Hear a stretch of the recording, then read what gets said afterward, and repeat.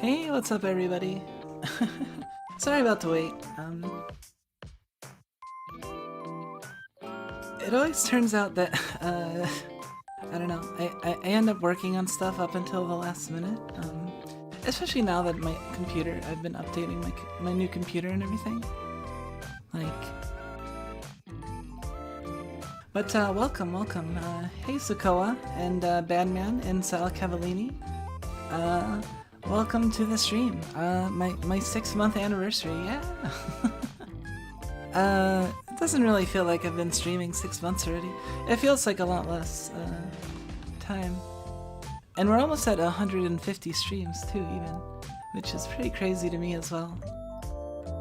That I've managed to make it this far, but I'm pretty happy that I have, and you know, I feel like I feel like I still have a long way to go. I hope, you know, I'm gonna be around for a long time.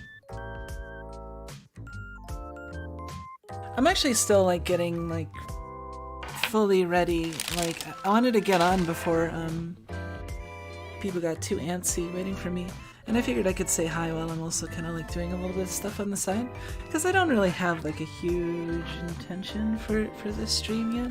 I have a couple of things that I thought might be fun to do possibly, but nothing I'm like completely beholden to, you know.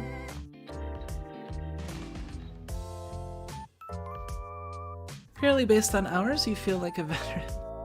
Yeah, that's pretty awesome to hear. I don't feel like a veteran. Like, I feel like I'm pretty like shabby in a lot of places, especially like in regards to, I don't know, like some of the production quality. I mean, I realize my production quality isn't like all over terrible, right? Like, but I mean, there's still a number of places I'd like to improve. A little bit here and there, and which will come in time. I'm not in like a huge hurry or anything, so it's not like I'm not like you know, feeling terrible about it or anything. But there are some things that I want to do that I feel like will increase my overall quality of stream, you know, in a way that like I feel like people would be able to appreciate. To give you a couple of examples, like that I'm probably going to be working on or updating in the next like 6 months or so. I don't want to give all spoilers, but like for example, my like opening background, I might work on getting new music, like BGM music, overlay stuff, maybe some more animations and art, and some other stuff too, like some special. I mean, and I've mentioned a couple of things that are kind of like in the process right now. So, you know, hopefully, I mean, I try to make sure there's always like stuff, stuff that's entertaining, you know, coming out. So,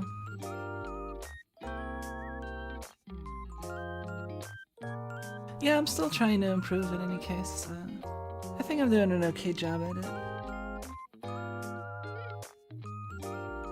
I know I still have a long way to go, but you know, I also look at like the VTubers that I look up to and see like all the cool things they're doing right now, and think like, I don't know, I mean there's a couple things like for example, shiny hunting is something I want to do.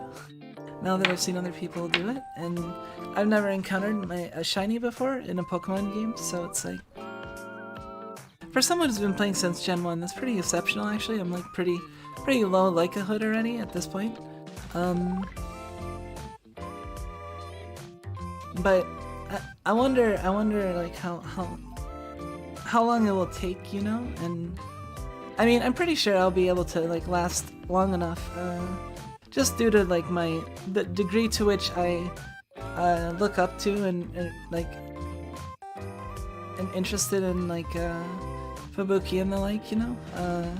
I feel like that'll help carry me through, even if it takes forever, because like, you know, if I quit before like Fubuki would quit, then so much for my looking up to her for you know. Oh, also, yeah, I realized like the Granblue world is like exploding right now because the new Zodiacs like just came out like 12 minutes ago, and actually like I'm like I have it in like the back of my mind, just like waiting, like, you know, the Zodiacs are out and you can like see what they do, like right now, and you can even try rolling for them. You just gotta go do that. It's like, yeah, but I wanted to stream. I was gonna like go in and check things out while I was like waiting for the stream to start and stuff, but I was like setting up so much stuff beforehand, I didn't really get a chance to pop into Granblue. So I figured I would just do that on stream. So you're gonna get my first reactions to the new Zodiacs. I'm pretty excited, you know. I mean, a couple of Mesogaki lowly tigers are pretty amazing archetype as far as I'm concerned. Annie's be damned.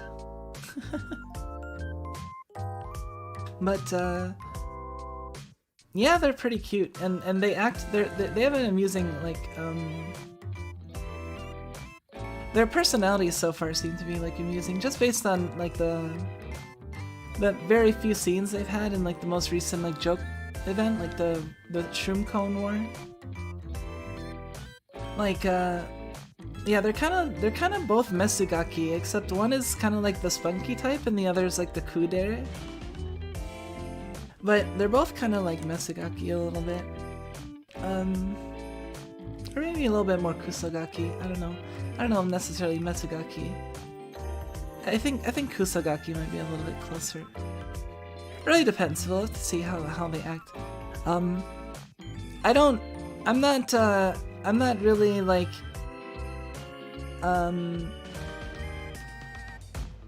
well, they just became available in the banner like now, and they'll be they should be available for like what the next 4 days for the banner, and there's free rolls, like free roulette rolls that they're just giving out because of the holidays, and I'll get 4 days worth of free rolls. So hopefully that's a lot, and hopefully I don't need to add much more rolls to that to make it a full spark, so I can just guarantee get Tiger without having to worry about whether or not I roll them.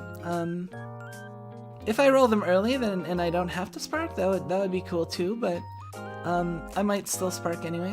In any case, depending on how many rolls I get. It's hard to tell because it's kind of up in the air how many free rolls they give you. And for those who don't know, like the way Granblue works with rolling systems is you get like 1 spark per roll you make, and then when you collected 300 sparks, you can exchange that for 1 character that's on the rate up banner of your choice. So basically it's like the 300 roll consolation prize, get anyone you want, which means that like if you want to aim for specific people, you can save your rolls and roll in like only when you have enough to spark, and then you'll always guarantee you get at least 1 person in addition to whoever else you get just randomly on the way there with the 300 rolls.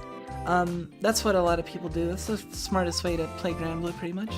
I'm kind of like half and half. Like I'll spark sometimes, and other times I'll kind of like YOLO and not have enough to spark. I'm kind of like right now I'm in like the maybe territory. It depends on how many free rolls we get, how easily I'll be able to spark, but I should be able to spark probably. So yeah, over the next like 3 days, they're gonna be available, and we're gonna get free rolls, and then I'll probably actually schedule a stream like 3 or 4 days from now, like that'll be like a Granblue last day, plus I'll spark if, you know, I might end up sparking if I have to, and then we'll like, you know, we'll go from there, because I don't know, maybe hopefully this being on stream gives me a little bit of luck, but yeah, like after getting all the free rolls, then like, you know, I can add however many rolls of my own stock I have in order to make up the difference between the 300, you know.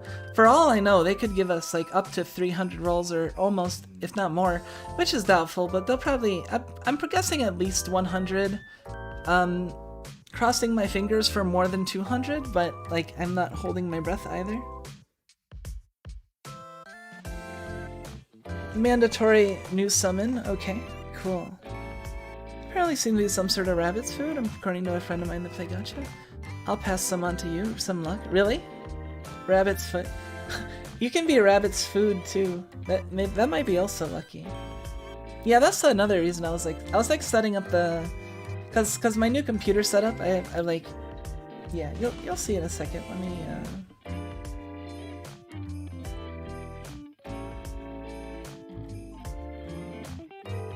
hold on, there might be overlapping. Ah, thank you. They're so, they're dirt. Thank you, thank you so much. Oh, thank you. I'm so glad they're dirt. I mean, I had a feeling they were gonna be dirt. Hold on. Let me switch over there. First, let me mute this. Make sure there's nothing.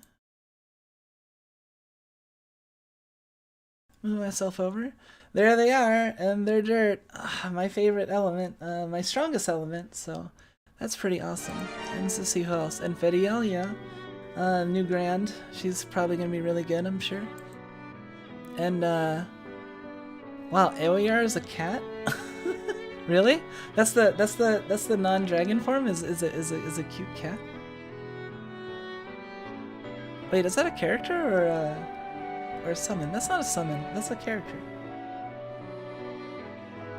Huh. Wait. New character weapons. New character weapons. So wait, three. So two grands in a zodiac. Wow. This is a major banner. And Beelzebub. I'll turn on the music in a second. It's just kind of like, yeah. No. Okay, shut up.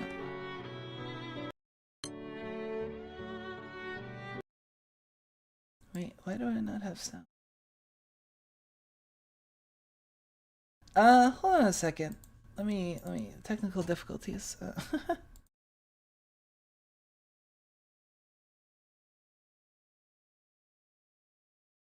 Where's my sound?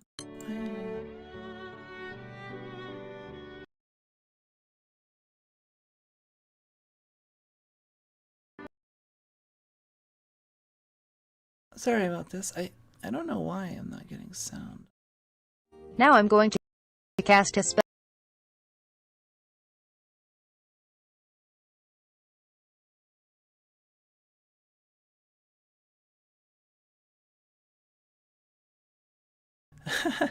Damn technical difficulties, mother.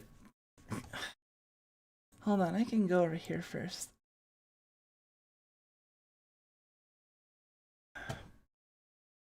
Alright, let me...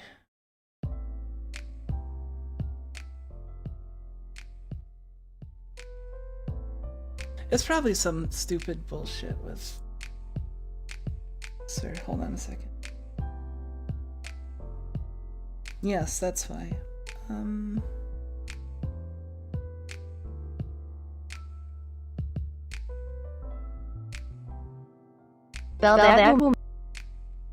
Okay. Thank you. My fucking audio just likes to switch.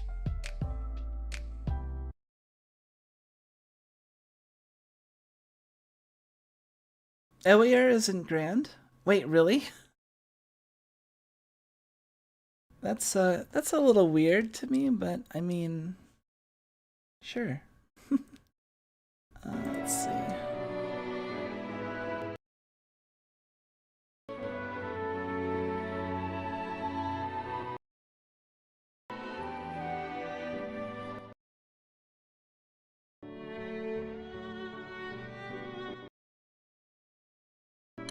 So that's a weird treatment. They're not making all of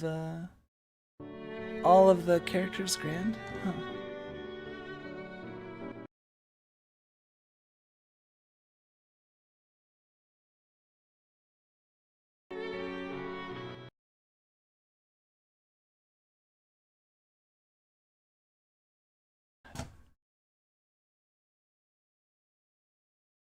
Okay, I will have to say, like, if there's one thing, like, I have a pretty good, like, I feel like,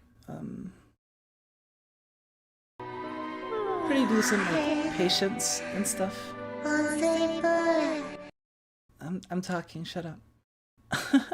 I have pretty good patience, but sometimes I feel like the thing that, like, ends up, being most likely to mess with me, like, and tick me off, like aggravate me over time, is when it's like a lot of little things that are just like that just kind of like hit you back to back to back to back, and like I'm talking about like little things like, oh, I got my I'm getting annoyed with this, and then like, oh, my arm got stuck on this thing, and like I bumped my, you know, like just like all these like little tiny micro annoyances that just all happen to line up in the exact like right time, so that they rapid fire, and then they just rapidly like build me up and just make me go,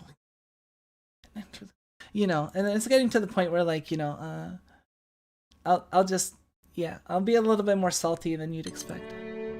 Anyway, so Zodiacs. Ah, there they are. So this is gonna be difficult because I'm gonna have to. I mean, I'm not gonna roll any extra except for the free rolls until the last day, because it doesn't really make sense. Because, I mean, I could get everything that I want from free rolls. So like, if I use my own rolls, then unless I'm like unless I know for sure I'm probably gonna spark, then yeah. But like, if I get everything by free rolls, it's like, well, why didn't I don't need, I could have just not spent like the extra rolls, right? So but then I'll know exactly how many extra rolls I'll need on the last day, after the last time you get free rolls. Taking the form of a cat nerfs you, yeah. So what should we do first? Should we look at Sidala? Oh, it's not Shindala.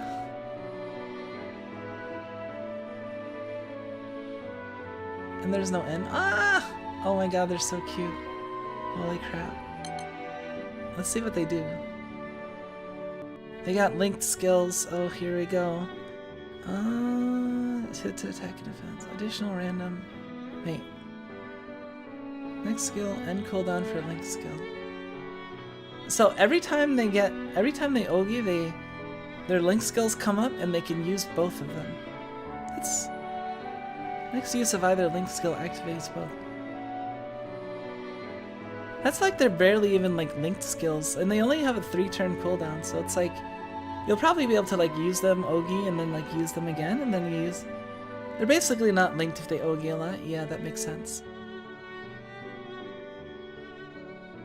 So what else? Hit earth damage. Okay, so they are what I thought they might be. Is they have boost the casters hit. They have like nukes on attack. So dodge all attacks, receive all ally, can't attack.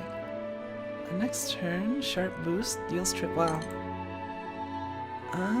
That's so they can nullify all. That's pretty useful, I think. They look pretty useful and adorable, of course. Important. Alright, so I like them. I'm definitely getting them no matter what. If I have to spend a 0 ticks, but we're not gonna we're gonna cross our fingers if we don't have to.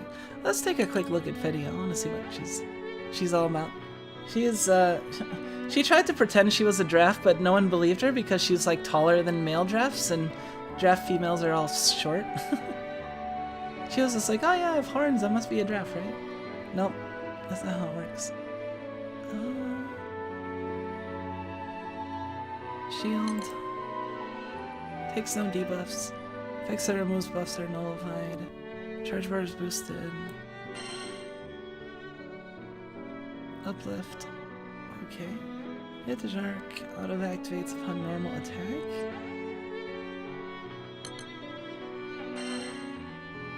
Field isn't go. Oh wow, and she has a. She's actually mechanically draft. Oh, she is, isn't she? So she's technically a draft. Hey, welcome, Terrence. You are just catching us checking out the new characters in Granblue before we do our 2 free 10 rolls. So please give me your energy, your luck. All foes and allies' defense take damage. Okay, so she kind of does like what she does in the 6 dragons fight. Okay. Sharp boosts the dark ally's defense, huh? Wait, so all is lowered, but then she also gives a sharp. So overall, it's a boost to defense for you, and a nerf to defense to the enemy.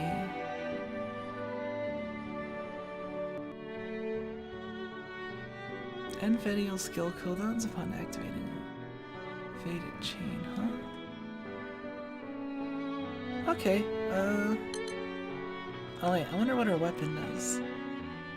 Grand weapons can actually be kind of relevant, so... Okay, so she's the world ender in Dark now. Okay, so they made a world ender. That's the super skill damage weapon. Thank you for the congrats on 6 months. I hope for many more months. I guess we'll take up. Yeah, we are. Hey, it's a cat.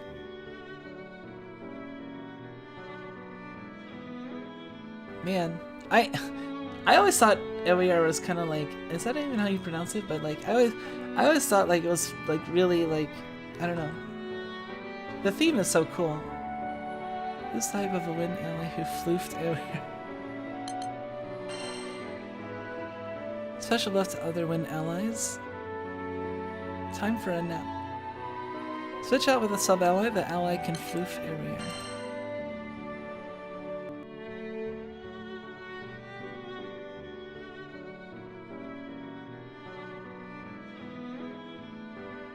Can't attack, 30% boost the turbo. Boost the wind ally's turbo.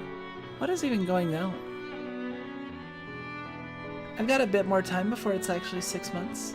Do I? How do I... is it cause like, February or something? No, wait. No, is there... Wait, why is it technically not 6 months? I thought I debuted on, June 30th. Which is... It's almost the 31st, so technically that's... I'm almost like 6 months in a day.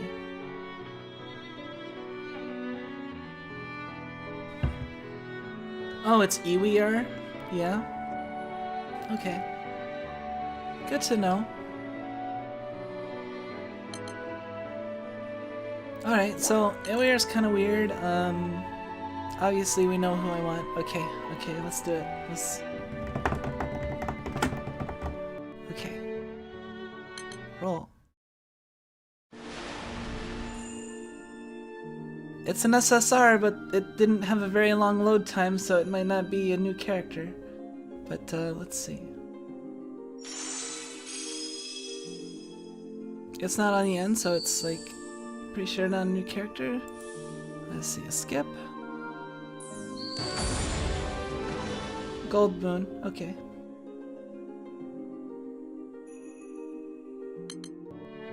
One more 10 roll left.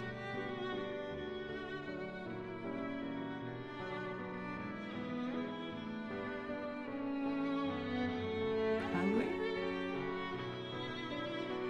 Wait, you know what? I'm gonna feed my cats for good luck, cause, you know.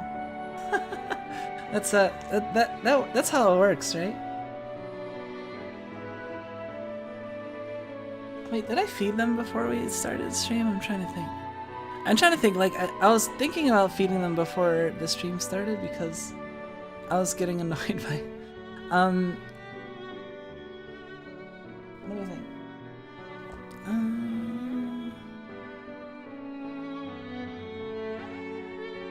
I don't think they'll mind if I feed them a little bit more. Hold on, I'll be right back. I'm gonna feed them for good luck, and then, yeah. Then let's roll some cats.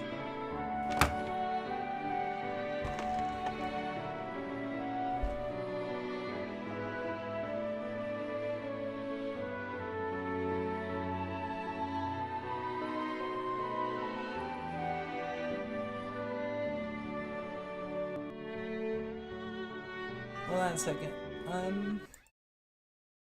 Let me turn off my filters so you can actually hear them. Hey.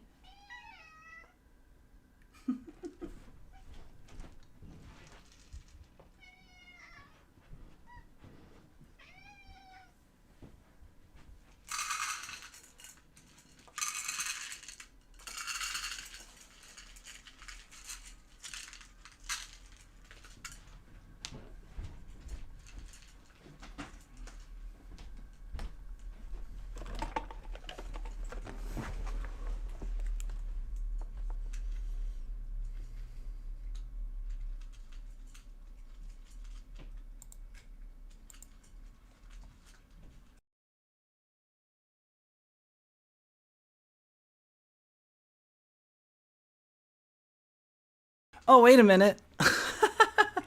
Hold on.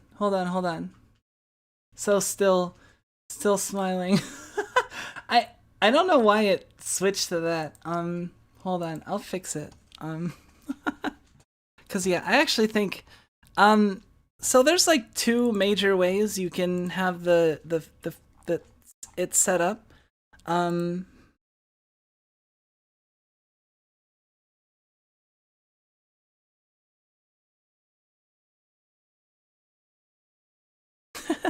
That's really weird. I'm sorry about that. All right, there. Sorry about that. Yeah. So there's two ways you can have it act or behave if you go out of view of the thing. Like you can either set it so that it freezes at the moment like it went out of view, or you can have it so that it snaps back to like the original to the default like position, you know, and expression. I usually people put it on the like, you know, change back to, or people usually put it on the like freeze because like Hatsup was saying, like it is kind of weird to see the VTuber suddenly just be like, you know what I mean? Like it's kind of weird for that if they're, especially if they're constantly like dropping out of a view for split seconds, you know. So that's why I think most VTubers normally set it up so that it's not like that. However, changing the settings, I think I might have accidentally set it like on that. So yeah, it should be fine now. Here, let me check.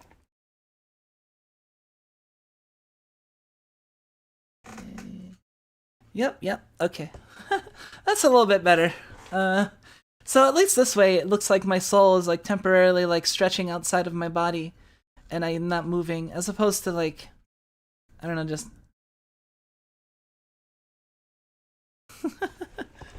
It's a little weird. Anyway, let's hopefully all that talking and the feeding the cats will I got it. Ready? All right, everyone ready?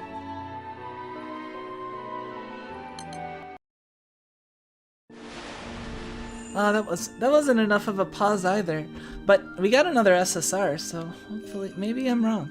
Let's see. Nope, it's not on the end. Okay. Fist of Destruction. It's a grand weapon, but I think, don't I already have one of these? Trium and Solaire.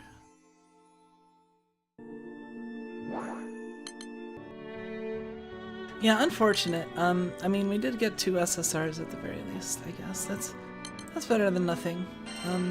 Although I think that means we won't get, like, Gacha Pin chance. Nope.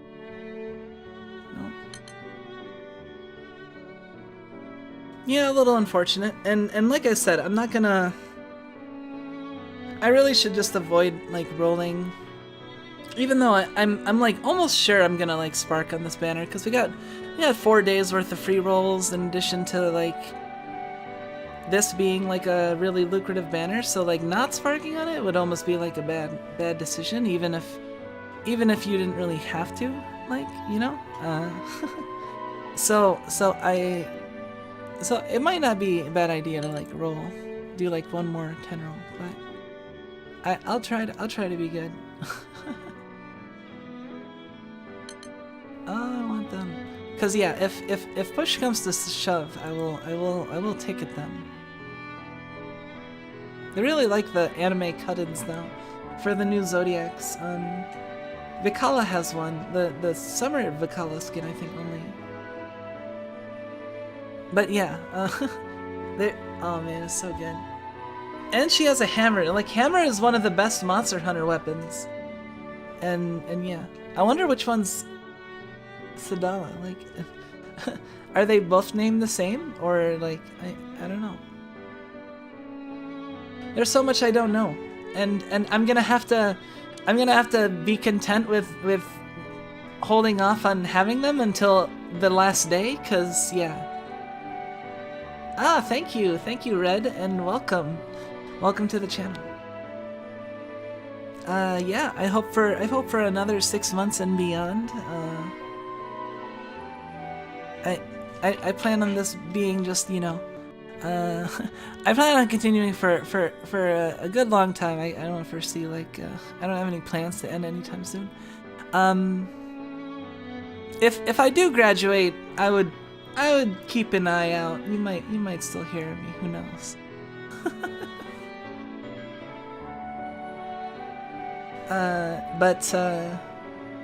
But you know, like I plan on being around for a good long while still. Like I'm not at least for a year. So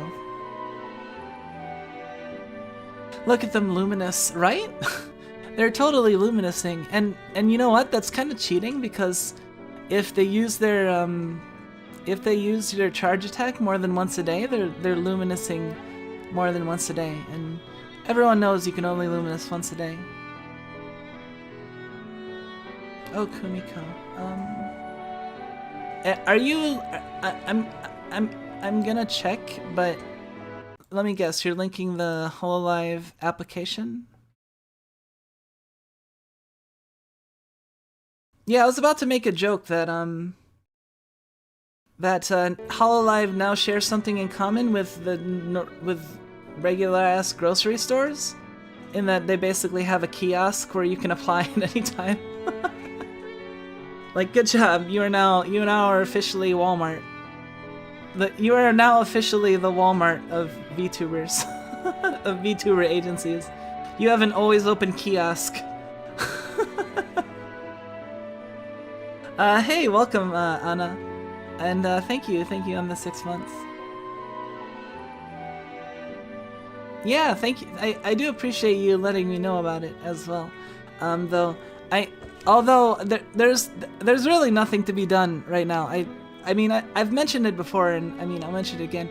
And also, like, even if I was like interested in applying, it's not like that's something I would be able to mention or want to mention anyway, you know? So it's just, you know, just know that I like Hololive and I like being a VTuber, and I have you know, I'm looking forward to the future, but I'm not gonna go anywhere. I'm definitely gonna be around for at least like a year or longer.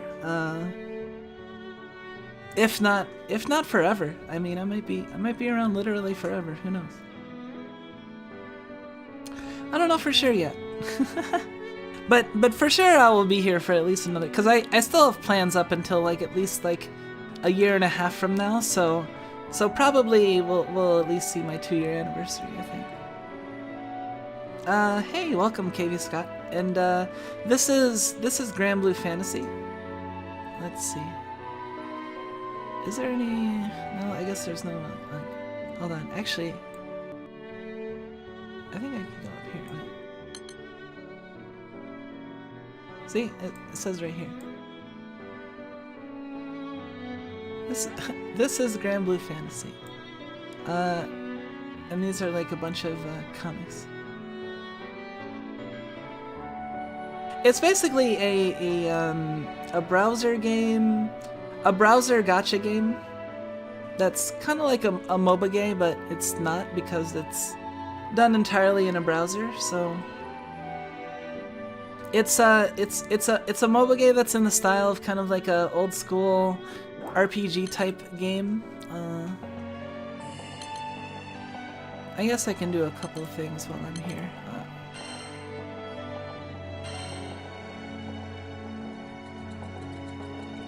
Dang, I really want to know. I would love to just get her right now and just mess around with her on stream, but like we'll definitely be able to do that on the last day for the most likely, you know. Is it multiplayer? Yes, and I mean yes, pretty much. It's like you can there's like raids and stuff, and you can like join fights with other people, and some of the hardest fights are like only fights you can fight like a whole group. So it kind of like shares similarities with MMOs. I actually kind of liken it more to an MMO than a MOBA gay, I guess, because I don't know, you're working on your gear and optimizing and doing raids, and you can even have like a raid group that like does regular stuff every so often if you're like that serious, and there's occasional events where like, you know, you do a lot of grinding, so yeah. So if I download, I play with you. It's not really a game that you can like download per se, since it's a browser game.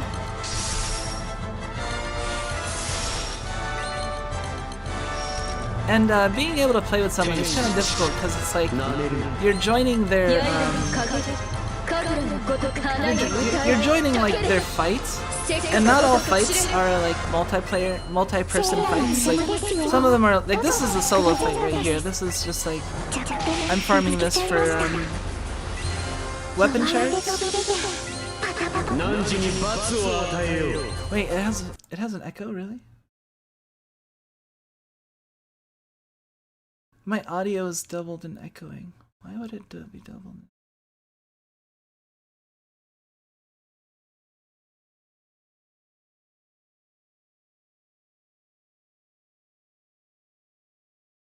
Is it just my is it just the Granblue audio that's doubled, or is it like other stuff too?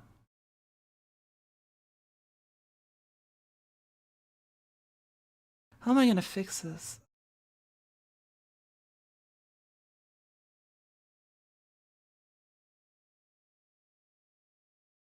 Let me see here.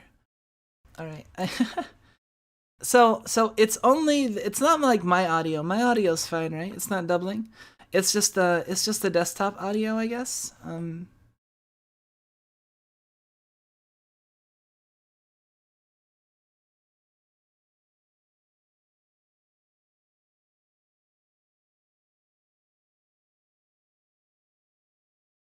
Let's see. I don't have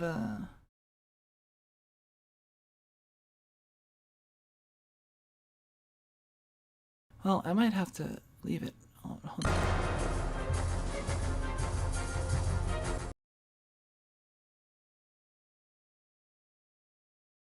See, it's weird because I don't hear the doubling, but you guys do.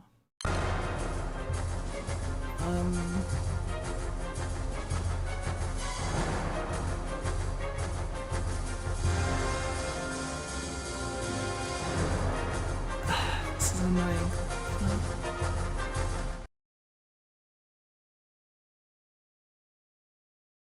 It has to do with like my freaking audio settings, and the annoying thing is I can't actually hear that it's doubling. It's only manifesting via the. So that means that if I'm not hearing it, but it's coming through, then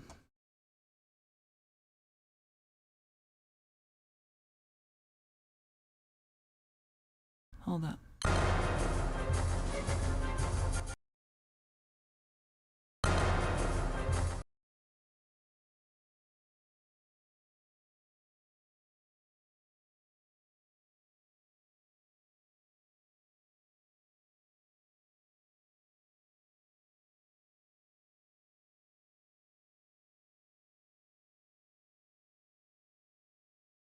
Oh, I bet you it's freaking.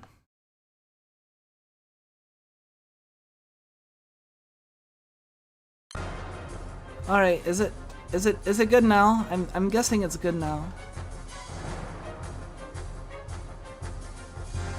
No, it's not coming through my speakers. It's not something that simple. I think it should be fine now.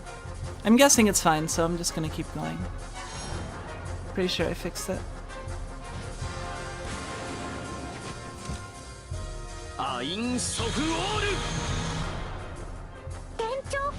It was because I was messing with my sound settings, trying to get it working with Pokemon, and I had to like fuck around with so much like stuff in OBS before I realized that it wasn't even something I needed to solve in OBS. It was something I could do externally, so. Yeah, that's what I figured.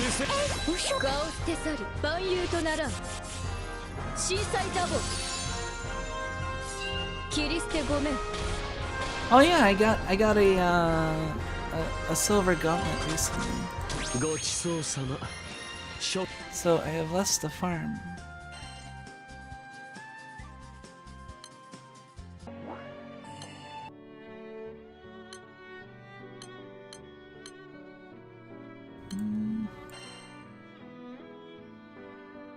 There we go, right here.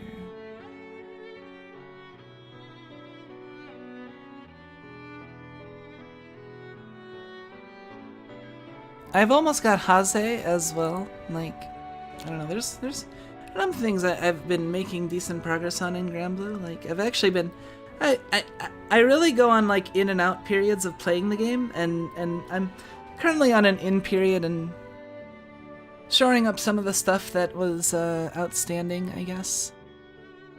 Right now, I am trying to uncap 6.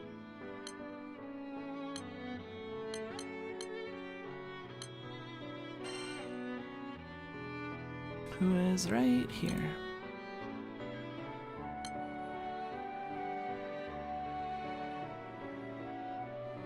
Yeah, I need to, I'm basically trying to uncap this guy.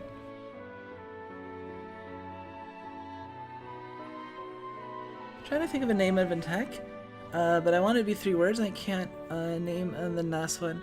Reckless, dynamic. Well, I guess you can't pick impact because wasn't dynamic impact like that Naruto move?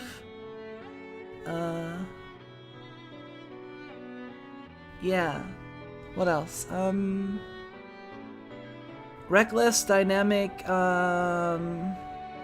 What would be good besides impact?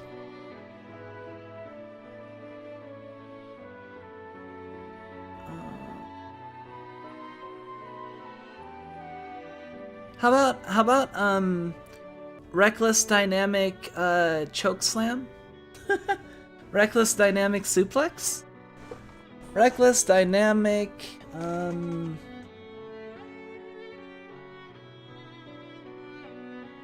shank. I don't know what would be good there.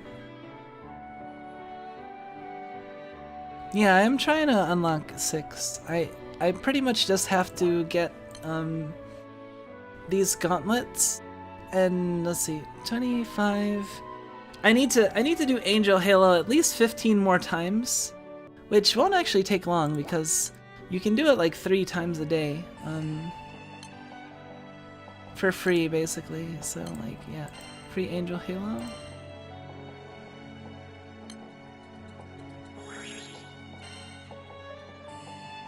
The base name of the attack was based on something called the Final Dynamic Special from Super Robot Wars, yeah.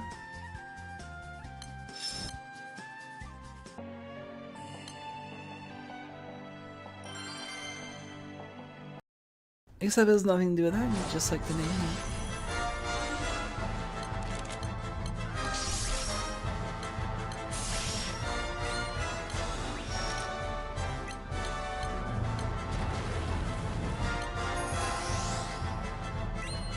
Yeah,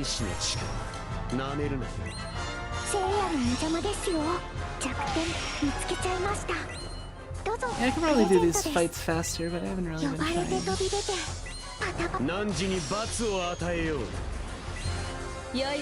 just wanted to see if you grind up something in my head for me. I have a few ideas for like streams that, I mean, I wasn't planning on doing like Granblue during my entire stream today, but I did want to do it at the beginning just to, you know, check and see if I can roll those Zodiacs.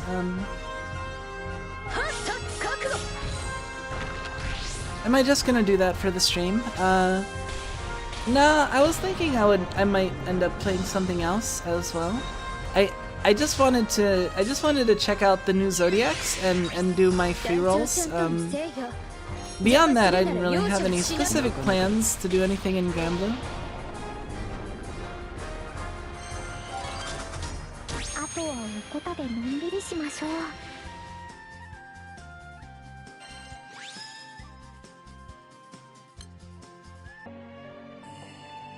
Yeah, I can finish this stuff.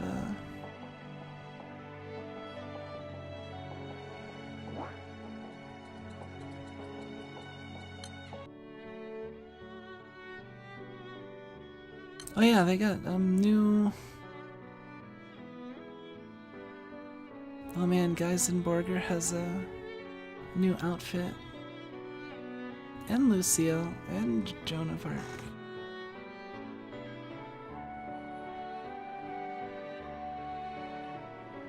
Well, I'm definitely getting some of those. I know that much. I'm getting Geisenborger at least. I still have to complete these freaking winter missions. Oh shit, hold on a second. Get out of there.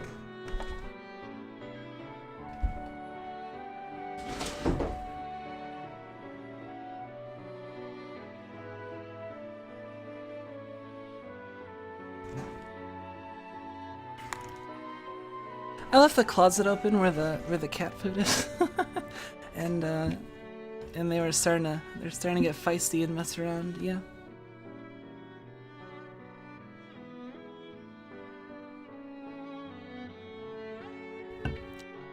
Yeah, feisty cat antics. I have, as many of you or most of you know, I have 3 cats, and now that I have moved from the snake den to the living room where the cats like to hang out the most, they're gonna be hanging out a lot more during my streams, cause during my streams I kind of went half and half between like kicking them out of the room and letting them just kind of freely go in and out. But typically I would have the door closed, so I'd either do one or the other. But now that I'm in the living room, it's basically like free, you know, freely walk in and out. I can't really like lock them up or keep them away. So if they wanna hang out around me, they will. You know, there's no stopping that. I mean, I did prepare a water bottle just in case they get like extra rambunctious. But I probably will not use it. I don't like spray water at my cats all the time or anything. that kind of sounds mean, doesn't it? But sometimes, oh shit. Oh, there it is. Okay. Thought I lost. So yeah, if people are interested in playing like games with me, I don't recommend getting into Granblue to do it. I would recommend like a fighting game, like Guilty Gear Strive maybe, or something else, cause yeah, it'd be like, I don't know. I feel like that's like a common pitfall you see, or like just a thing that is just really common in like. Wait, hold on. Let's move over here real quick, because I'm pretty sure I'm like done with Granblue for now, so I don't wanna let's see. I don't wanna burn rolls just yet. I mean, we have like 3 or 4 days, and I'm usually pretty decent at putting off my hype for something, at least for a little bit. There's nothing really like pressing going on anyway, and I got other stuff to focus on, so it's like, I think I can wait. I probably won't do any. Probably won't. I don't know. I have some willpower and impulse issues sometimes, so I'm gonna try and be good and only do free rolls up until the last day, because you know, if I get Sindala and if I get Sadala, I guess her name is Sadala in English, huh? If I get Shindala, I may not spark. So then, if I just save all my rolls, then I won't have to use any non-free rolls this banner. So we'll see how it goes. Oh, speaking of such things, I bought Monster Hunter Rise. Imagine living knowing that you kind of destroyed someone's life from gacha. I mean, I don't know. I would live because, like, ultimately, you know, I'm not like forcing somebody to play a game, and I'm not gonna feel guilty if someone like, I don't know. I mean, yeah, I would feel a little bad if someone was like, oh yeah, I saw that you liked this gacha game and I got into it, and then I spent like $1 million and foreclosed my house, and I'm like, oh, that's too bad, but you know, I'm not gonna feel bad about that because that was dumb.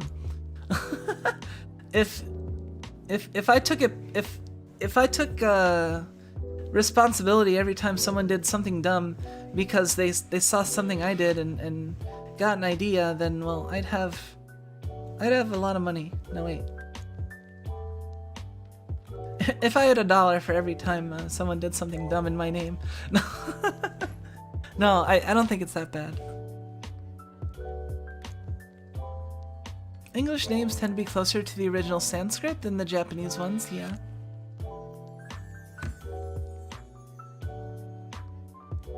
I wonder how the pronunciations line up compared to the Japanese, because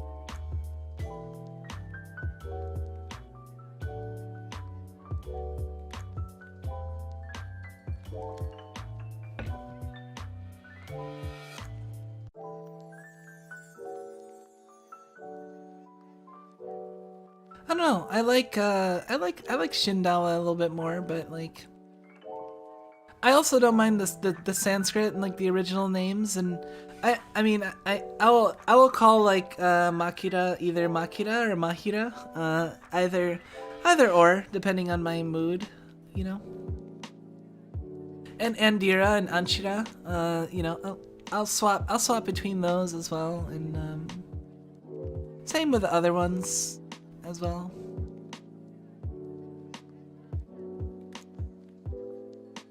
I think the one I'm most likely to say in like the English way is I'll say Kumbira and not like Kuvira. That's one of them that I'll do.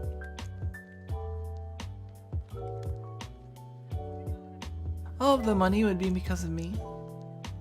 Oh, don't spend a bajillion dollars on gacha. I have more like liberal slash forgiving views on gacha than many people, so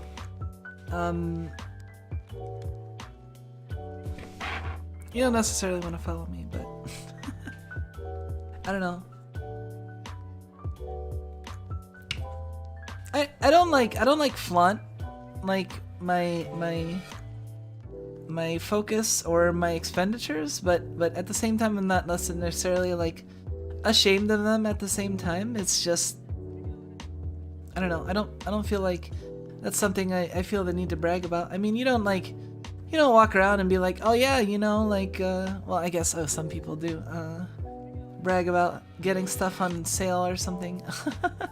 I don't know, you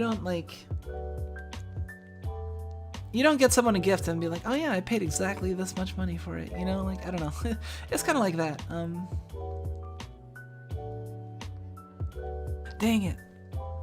Well, 3 more days. I really hope Gachapin doesn't like fucking shit the bed and not get good rolls. So like there's during the holidays, like during the Christmas holidays and during anniversary, which anniversary is like around April for Granblue, like late March, early April, I think. And they do like a special roulette where like you roll, you get a chance. It's like a roulette wheel, and you get a chance to get anywhere from like 10 free rolls to like 100 or 200 or crazy amount, you know. And it's like, and you know, as soon as you log in for the day, like you get this roulette and you get a chance to win rolls, right? And before it used to be like a legitimate roulette, like different people got different results, and sometimes you get screwed and get only like 10 or 20, and other times you'd get like 100 or some crazy, or oftentimes just like, you know, 30 or 60, or it kind of went all over the place. I don't know what the average was, but the average was probably at least like 20 to 30, I would say, if not more, because sometimes people get really lucky, yeah. But this year, they're doing something really weird where like instead of it still shows the roulette as if it was not rigged, but it's rigged.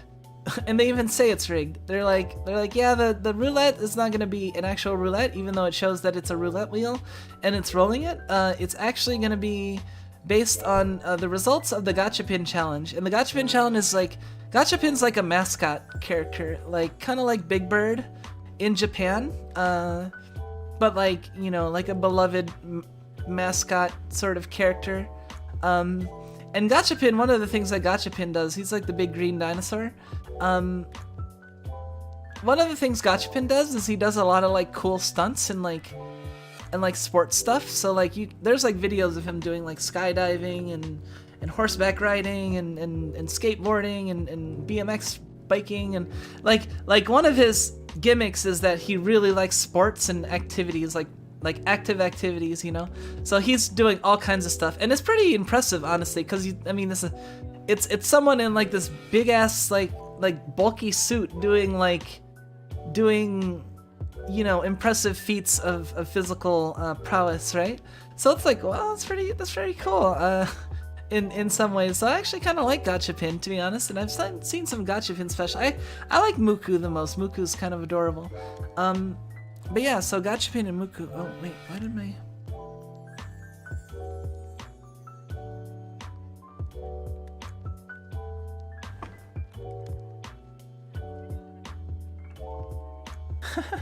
I feel like I'm just encountering more and more technical difficulties.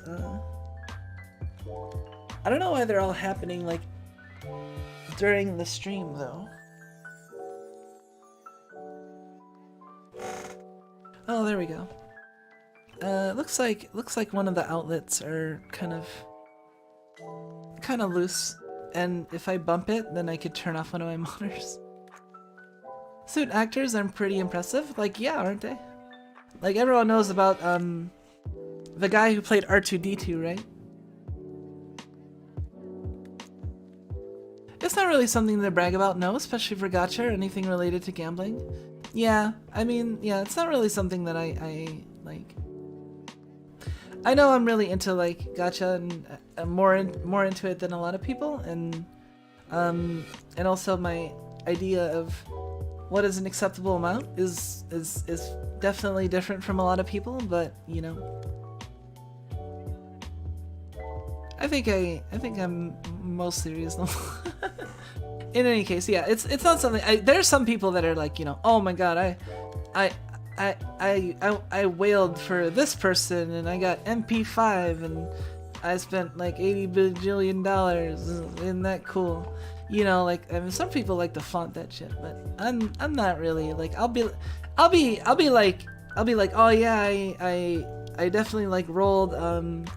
I finally rolled X, you know, and it was very difficult, or like, ugh, I wailed a little bit for X, you know. It might go that far as that, but like, you know, not to the point of being like, oh man, I spent exactly X bajillion dollars to get this. Isn't that cool? Like, you know, but see, it's balanced by the fact that I also just like telling people about stuff that's going on with me. So like, part of me just wants to, like, you know, tell people just because it's like, hey, you know, here's something interesting, right? But at the same time, I don't want to, like, you know, tell people stuff they don't care about. Or be rude, you know, that sort of thing. Let's see here.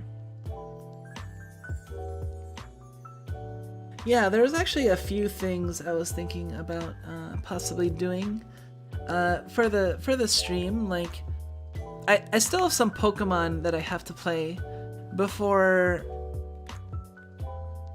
getting to the point where I can shiny hunt. So one of the things I could do is like do a little bit of Pokemon, and we can like play. Like, I'm pretty sure I only have to beat like one gym, and I think I get to the point where I can hunt the Lake Trio. So it might only require like maybe like an hour or two of playing. Like, basically like one session, I think, would be enough for me to get to the point where I can like shiny hunt. And then from then on, it's a choice of like, do I shiny hunt before or after the Elite Four? And I think I'm probably gonna do it before the Elite Four, because, well, for one, I don't want to wait. I want to do the shiny hunt and ideally complete it before like Fubuki is done with her Pokemon run. But also just definitely before like Pokemon Legends, because I want to be done with Diamond before then, you know. So I think I'm gonna like. I just hope you haven't been doing that sort of thing recently. Doing what sort of thing? I'll do things. I do things all the time. Damn it. I will do things and you can't stop me. Sometimes I'll do multiple things. Not at the same time though. I'm pretty bad at that. Oh, I'll do some things at the same time.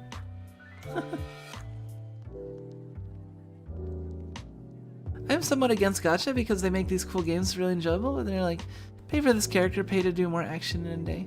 I mean, yeah, it really depends on the game though, and their monetization scheme. You know, they're for different characters or different games with different levels of it, and also it's also modified by how much you personally decide to get in the game. Like, there are a lot of games that if you're pretty casual and you don't really care about like dumb cosmetic stuff, like you can easily go without spending money. Like I think Azure Lane and Girls Frontline are probably more good for that. But like, if you're the type of person that that needs to stay competitive and is really into like min-maxing and getting to like the top level of a thing, I would strongly warn you against like Granblue, because it's deep. It is deep. It is like 50 Olympic pools stacked on top of each other deep. Like you can, yeah. So if you try to get down to the farthest depths, you will be crushed by the pressure. Or turn into a diamond. I mean, you know, go for broke. No. Don't. I'm just kidding. I mean, I do love Granblue. I'll honestly say I do enjoy it, even with its faults and all that stuff. But even though I love it, even though it's a game I do enjoy playing, and it's a game that I will even play like on stream and tell people that I play and stuff like that, I would think twice before actually trying to motivate someone to get into the game seriously. Like, I've done that with exactly like one person before. Sold them on the idea of Granblue to the point where they got into the game. And I don't feel guilty, because I feel like they're the type of person who actually can handle that sort of thing, and is, because Granblue is not like necessarily like pay to win, because you can get pretty far as a free-to-play player. It's just there's a, like, putting in a little bit can get you a lot, and then if you're the type that's just like, you know, want to get the best at the game at all costs, then yeah, if you're gonna min-max, then you're gonna start like paying. You have to pay money to truly min-max completely, like everything. But depending on your goals, like there's a lot you can do without necessarily being pay to win or anything, you know.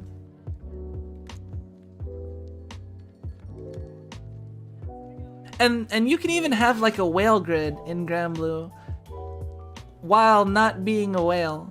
It's just it's more a matter of, can you have enough whale grids? Like for example, I play Primal in Earth, and there are 6 elements in Granblue, and you have teams and you have characters for each of the 6 elements, and you have like separate setups for them, and there's like the more free-to-play friendly version that involves mostly stuff you can farm, and the more like whale friendly version that involves a lot of gacha weapons that require a lot of extra resources in order to get to working capabilities. If you don't like spend if you don't like invest resources into like rolling the weapons or stuff like that. That's why it's called the whale. Like if you invest a lot and you just like rolling and sparking and just getting the weapons, then yeah, you can easily make like these really beefy grids. But like if you want to do that without being a whale, then you usually can't do that in all the elements unless you've been playing for like a really long time and can do it with just like the resources that you farm that are really chase and stuff. Like and the stuff that they give out occasionally, like, yeah, that's what I'm saying. See, just giving a hint from how I talk about some of the aspects of the game, you can tell, like, it's a deep game. There's definitely like enough there to like to take up your attention for a very long time if you need a game like that, and not everyone does. You know, and I mean, there's a reason why I get out of gacha and out of like Granblue for a while before getting back in for a while and then getting back out, and like I do with Magic and with a lot of other things. It's cause I do really like getting invested and getting like deep, but at the same time, like, there's like so many other things that I want to do and stuff I want to focus on that, like, you know, I can't just like focus on Granblue to the exclusion of like most else for too long before I end up getting like antsy or distracted or bored or whatever, you know.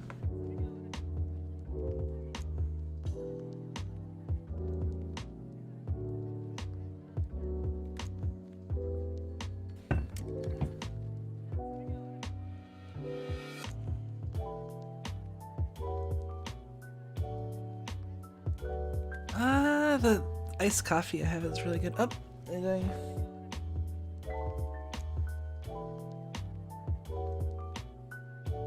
I keep nudging my cord with my foot and then unplugging my monitor.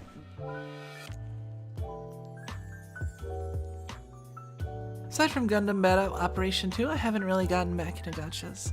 Oh, yeah, tell me about how that game is going, cause I am actually curious. Meanwhile, let me do this thing on the side real quick. Give me a minute. But yeah, let me know how Gundam Battle Operation 2 is, cause I mean, I'm almost assuredly not gonna get into it, cause I only thought about getting into it when I thought it was kind of like an Armored Core game, not like a gacha game, and I'm just, yeah, I like Granblue. I don't like games cause they're gacha. I will like a game, and if it ends up being gacha, it won't necessarily put me off. That's kind of what happened with Granblue, I think. I like the characters and I like MMOs, so it kind of meshed well with me, I guess. You can enjoy gacha if you're the type that can control yourselves. I mean, you can enjoy it if you're the type that can, like, spottily or shakily control yourself. It's just, you know, no one's perfect. I mean, I don't know. Generally, I feel like I'm satisfied with how I am in gacha, but I won't lie. Like, I mean, there've been a couple moments where it's been like kind of like I might have went a little too far, but you know.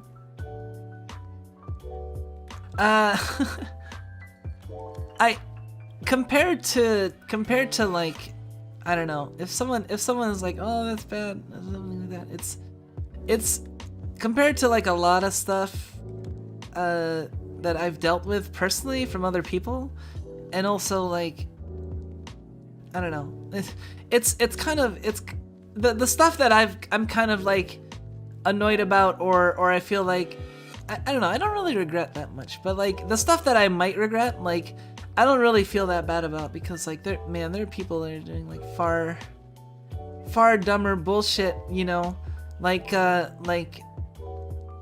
losing all of their family's money on gambling and then foreclosing the house, you know, like that sort of bullshit, right?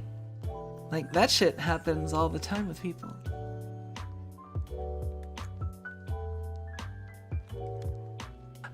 In any case, yeah, don't be like that. Bad times. So like, yeah, so when people are like, oh, be careful, gachas, gambling, it's like, man, no, you don't know what real gambling is. Trust me.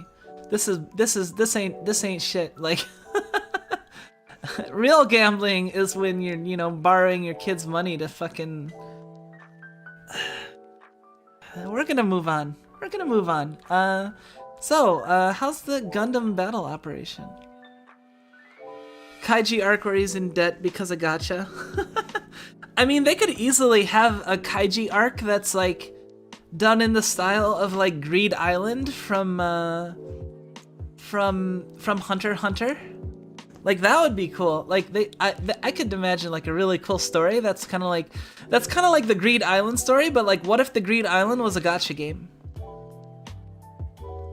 I mean, is Greed Island technically a gacha game? I don't know.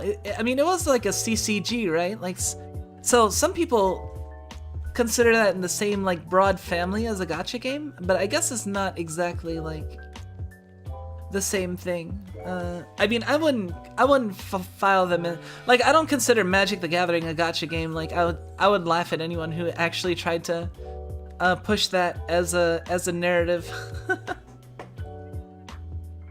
Ah, yes, TCG MMORPG,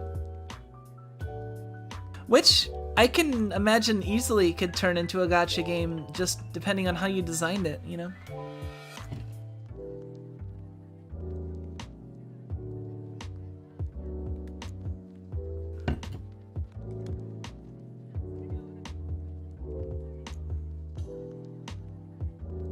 One second.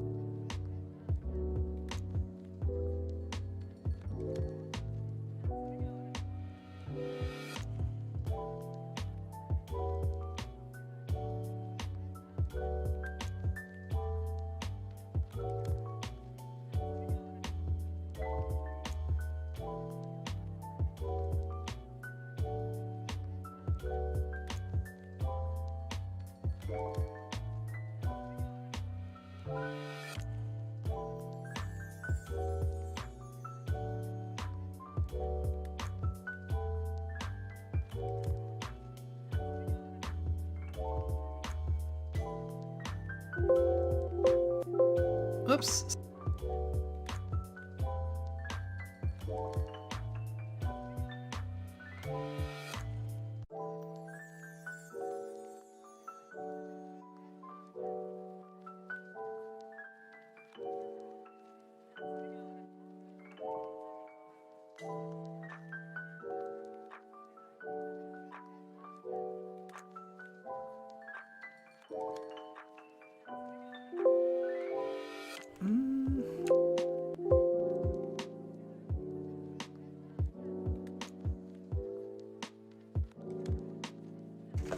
I'm not sure why it's doing that, but okay. Sorry, I'm back.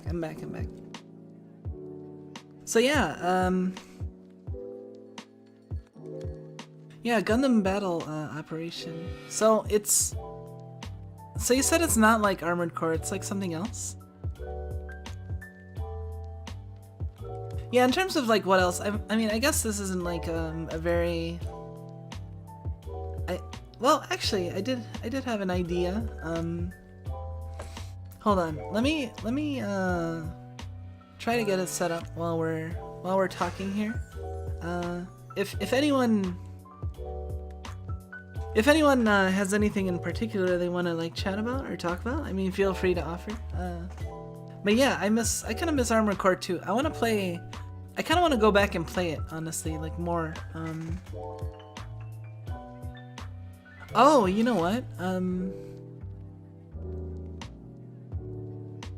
Actually, I would have to see how I would connect a PS2 to my capture card. I don't know if I'd be able to, but if I could connect my PS2, then I might be able to play some interesting stuff like Pop and Music, which I don't think I've seen any VTuber play before. So I've recently got the ability to play that again. So I'd have to see, like, I also need to order more chords and other stuff, like, but Pop and Music is a game that I've been considering maybe like streaming at some point.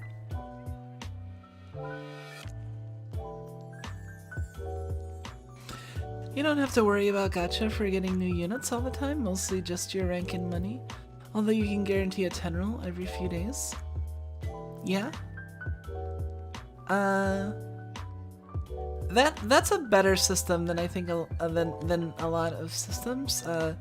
It also sounds kind of sounds like Girls Frontline and Azure Lane, and kind of like kind of like what I was saying, like that they're kind of a little more kind in terms of gacha and not spending money unless like you just don't care, because they in those games like getting the characters is not as hard as getting cosmetics and random assorted bullshit, you know. So if you want to just play the game, then you can free to play it pretty much as well as you could if you weren't paying any money, you know. So like I guess you could like, I don't know, maybe that would be a good like if there was like a place that like rated gacha games on like a number of different categories, like how good is it for free to play, how good is it for pay to win, what's the threshold for like where do you get the maximum benefit, like at what tier level is it you're getting the best bang for your buck, you know, in terms of spending. Because the thing is, like, I would say like a game like Girls Frontline, from my experience, like would rate very high on your ability to do well in the game itself while free to play, and while like a game like Granblue might rate like lower, but it also at the same time has like potential, because you still have the potential to get to the same heights as you do. It's just a lot harder in Granblue, because you can get stuff a lot easier and quicker if you just use money in some cases. But it also requires like a lot, so it's like you're kind of discouraged even if you do want to whale. You're kind of discouraged from that. And also they give you a lot of incentive to play the game. Meanwhile, a game like Girls Frontline, like you don't have to like, even if you whaled, I don't think it would actually give you much of an advantage or let you complete the content much easier. Like, cause from what I remember, the stuff you paid for was mostly like, oh, I need more dorms, which affects like the social aspect, or you know, or I want skins for my characters, which is like, so it wasn't really like. But in Granblue, like you can whale and get like a high level grid by spending a shit ton of money on day one, you know. It's crazy. Like there are way better ways to spend your money, even if you are like even people who would whale would be like, that's not a good way to spend your money, but you can do it, like in Granblue. So yeah. I know how to connect a PS2 to a capture card. Use a rubber band.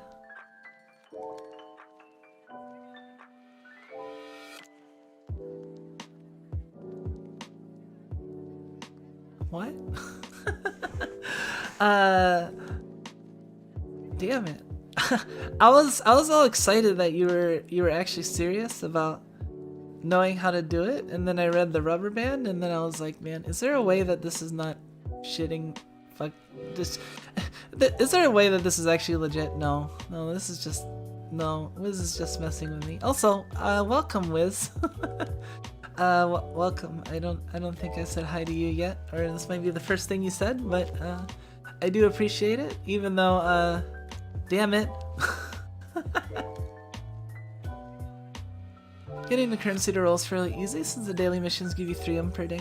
So yeah, that's like a Girls Frontline Azure Lane type game. Like it's like they just let you play the game, and they just expect the people that are really into like the characters or the cosmetics will probably just whale because they have money and they really don't care if it's a good value or not. Whereas Granblue will take advantage of the people that are like, oh, I need to get good, or I need to eke out this advantage for the Unite and fight, so I'm gonna pay on the Scamsha $30 to possibly get this thing that I need, and something like stuff like that. Like, yeah, so.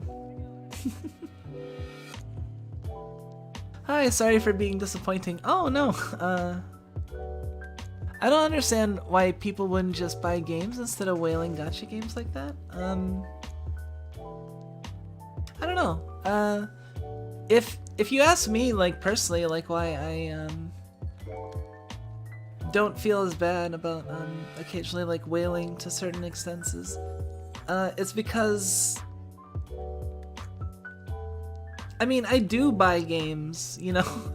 Like, I mean, all of the games that I've played on this channel, except for Granblue, are non-gacha games, right? Like, I mean, I buy and I play a lot of games, but also like, but I also don't feel bad about like, at least I don't feel too bad about this case. I'm trying to think of the best way to put it.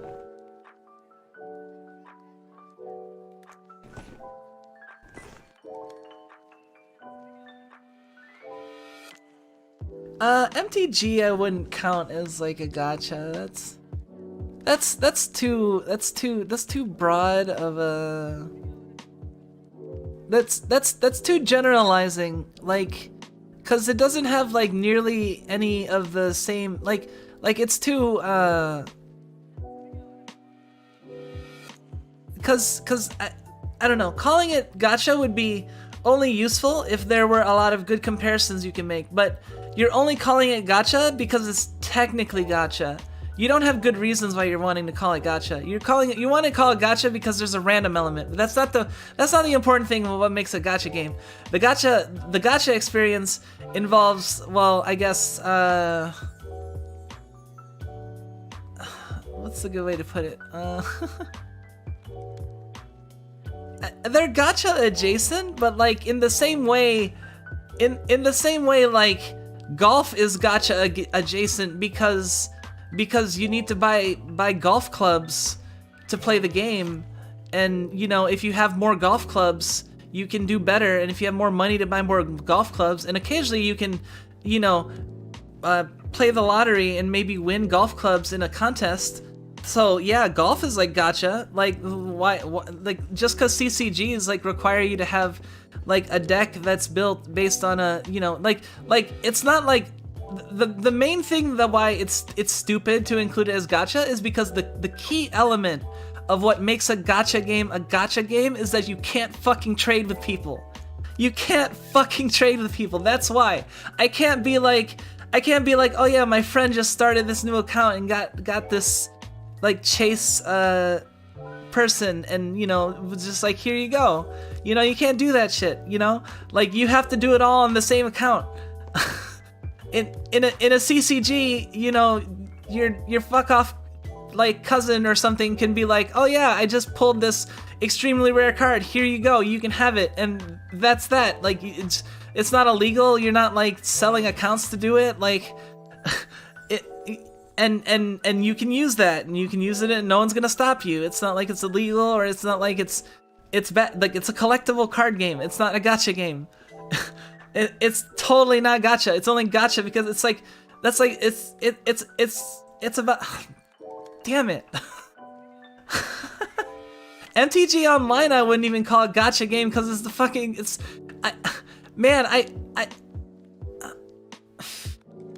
I mean, I do well enough in MTG Online that I can make my money back, and I have so many freaking wild cards that I can build any competitive deck I want and play as much as I want, and it's like nothing. It's like, that's like a reverse gacha game. Like I never have to like really invest money into it because I'm combination of good enough, and I'm played it enough that I've basically absolved myself from ever really having to spend money on it unless I really care about dumb bullshit. The new one, see, that's the thing. The new MTG Online does involve trading, but that's actually more predatory and annoying because the system of wildcards in MTG Arena is like so freaking like in general, like even for like Shadowverse. I think less so for Hearthstone because Hearthstone sucks, but like, and it's also like unbalanced in terms of, because there's also like health of the meta and how much the developers care about the game that affects how much of a value a gacha, or how much of a value a CCG can be, you know? Sorry if I'm like really loud. I realize I'm just like suddenly, I've been talking like really loud all of a sudden, sorry. Oh man, I got really impassioned because I got annoyed about thinking of people calling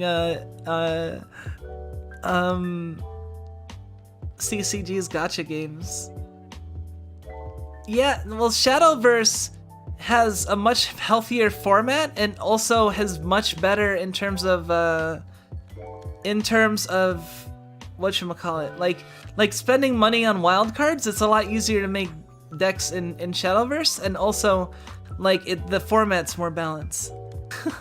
No, it's fine that I got heated. I mean, that's not, there's nothing wrong with that. I'm just like, the thing that I'm worried about the most by far is like, are my levels too high and I'm clipping, and or being too loud and annoying people. That's the only thing I'm worried about. I don't really care about being impassioned in front of you guys, you know. It'll happen. But like, you know, I just wanna, I also don't wanna like blow your ears out or be belligerent, you know. Or be toxic, you know. But I do have strong opinions sometimes, and you know, I'm not afraid to say them. But I'm not gonna be angry about it. I just will be very impassioned sometimes, you know.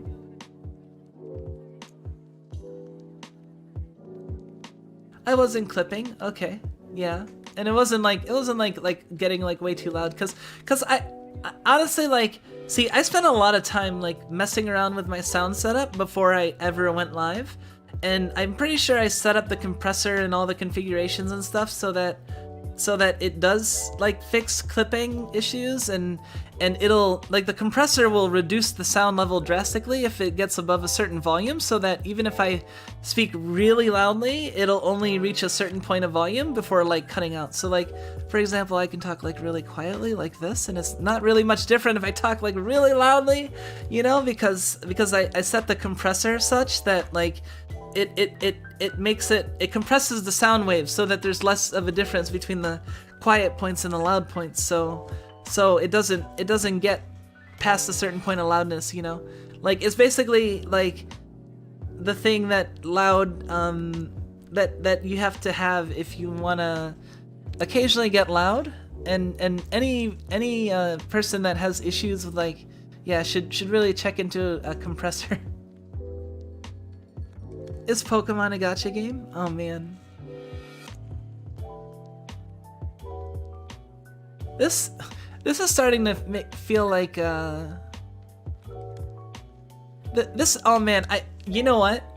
Fuck it. We're doing some fun stuff tonight. Cause I don't know. I just feel like fucking around. I have to set this up, but we're gonna talk about it while I get it set up. But so, oh shit.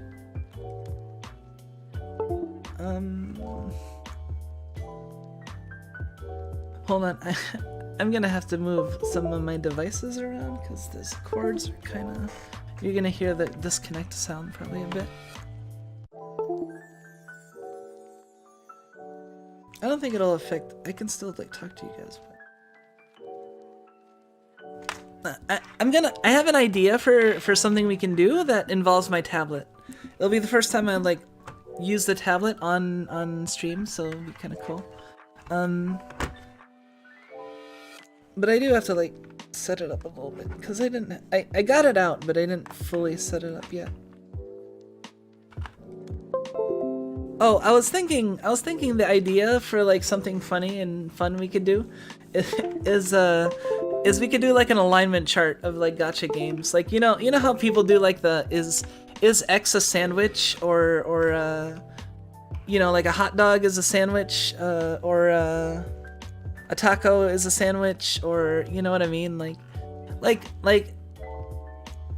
those sorts of things, like the alignment charts. Like, what if we did one for like a gacha game, like Magic the Gathering is a gacha game, fucking, and then we'll just come up with like just all these absurd examples of what could be a gacha game, and see if we get anything amusing. Why is a burrito a sandwich? See, that it's exactly that shit. Like, let's do that with gacha games, because I don't know if anyone's ever done that, and it seems like a good enough idea, and fuck it, it's my anniversary, so I'll do what I want. if my tablet won't keep disconnecting every time I touch it, but let's see if it actually works.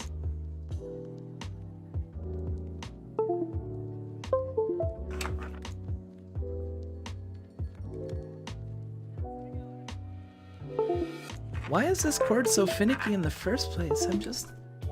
Like, seriously?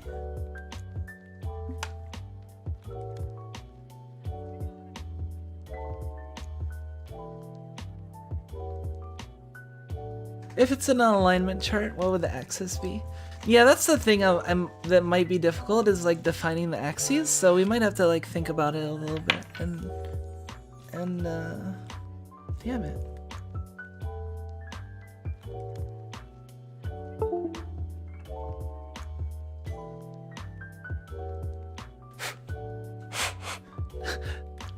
I feel like I'm doing like the boomer thing of like blowing into the cartridge. Like, I'm like, why the fuck is this not? The cord is just like, I don't know. I feel like this USB is kind of busted, maybe, or.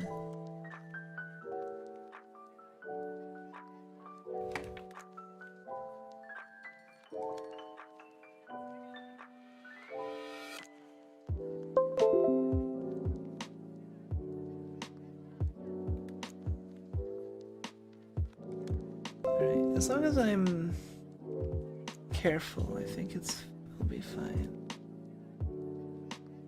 That is, I might have to install drivers. Is Mahjong gacha? Yeah, like we can do like that. Like, is poker a gacha? Is bingo gacha? Cause like, you know, sometimes I'll call shit like gacha and it's like totally like not gacha. But like, just because it has like a random element and I'm just fucking around, like I'll even be guilty of that. This is just be funny. Like I'm trying to think of a good example off the top of my head and I'm not thinking of good ones, but I'm sure they'll come to me if I give enough time. But let me go get some. Is it Wacom or Wacom? I think it's Wacom, but I guess it might be. I used to think it was Wacom.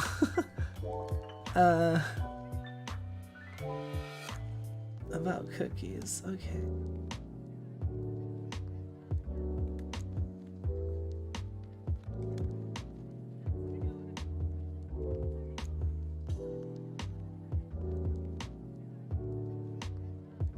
Oh god, I have to...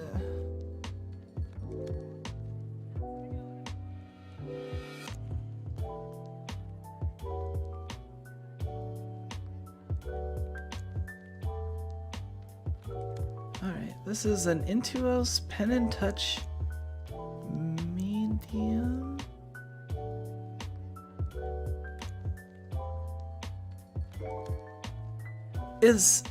You've only heard Wacom? Yeah. I've heard people say Wacom, and it made me question it, because I originally thought it was Wacom.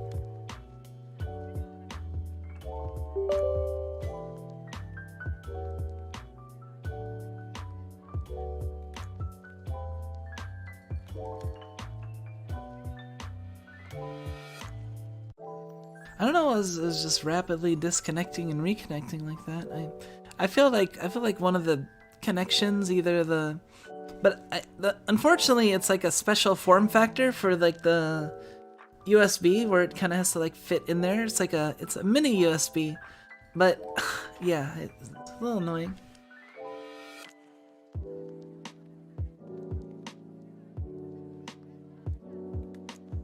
Wacom sounds dirty. Yeah, doesn't it? Like it sounds like you're saying like whack-em, like whack the moles, like playing whack-a-mole.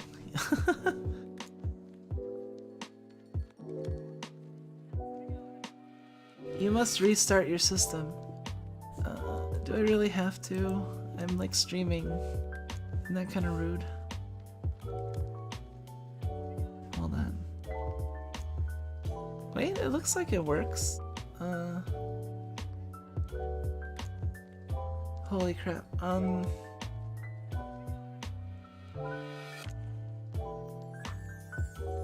Maybe I don't have to restart? Is that bad? Is that like sinning? Am I sinning if like if a program's like, you need to restart, and I'm like, you know, I'm just gonna use the program. Sorry. And it works, and then you feel bad and you're like, oh man, I broke a law or something. Oh, hey there, Pacvim. Welcome. Good of you to finally make it.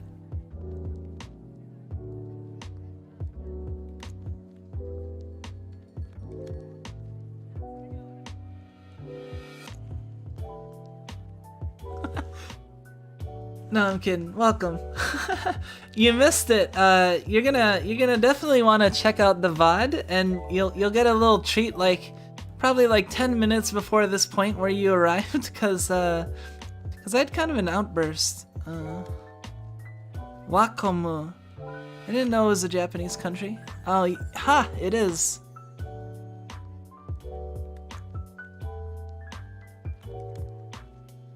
No, so it is Wacom then. Wakomu. So it's basically like if you're pronouncing that in English, the closest thing you would pronounce it with English phonemes would probably be closer to Wacom or Wacom, you know, as opposed to Wakomu.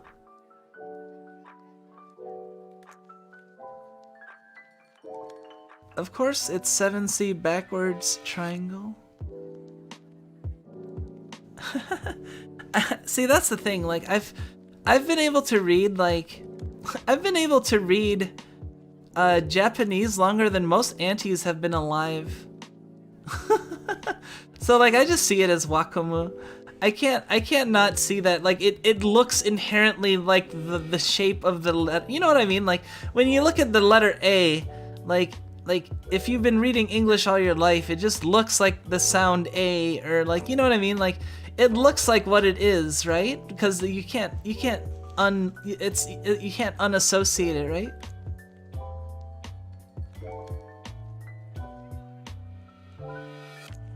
It's still not whack. No AE sound. Well, you see, you're actually wrong, because depending on the dialect, the closest phoneme, or in terms of the what is it? Hold on.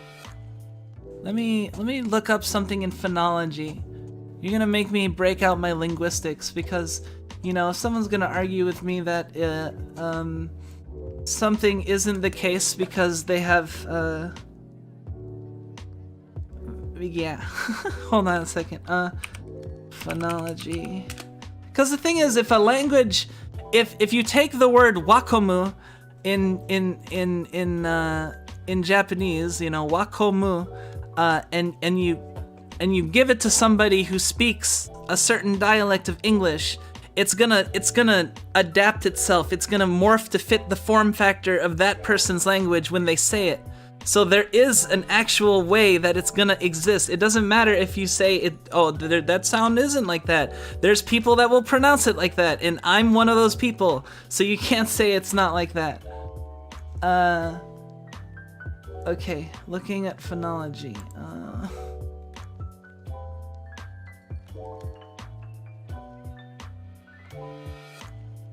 Yeah, like with phonology, it's a little different from the strict sound of like the language. Like it's also how it functions within the language to encode meaning. Like,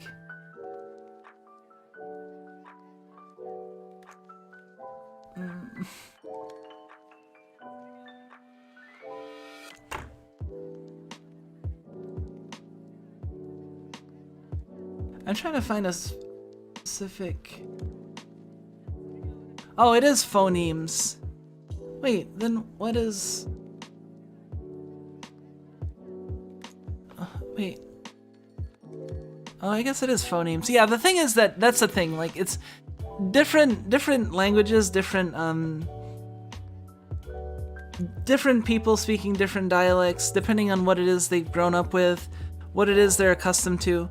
They develop certain phonemes, which are like these sound categories. And the thing is that if something enters from outside and is being produced within said language context, then it's gonna adapt to fit the container because, you know, that like the sounds don't exist in that form in the language that the person speaks. So it's gonna naturally go in a certain way. You know, it's why people have a stereotypical accent, because people typically pronounce things in similar ways depending on their you know, it's exactly why there's accents.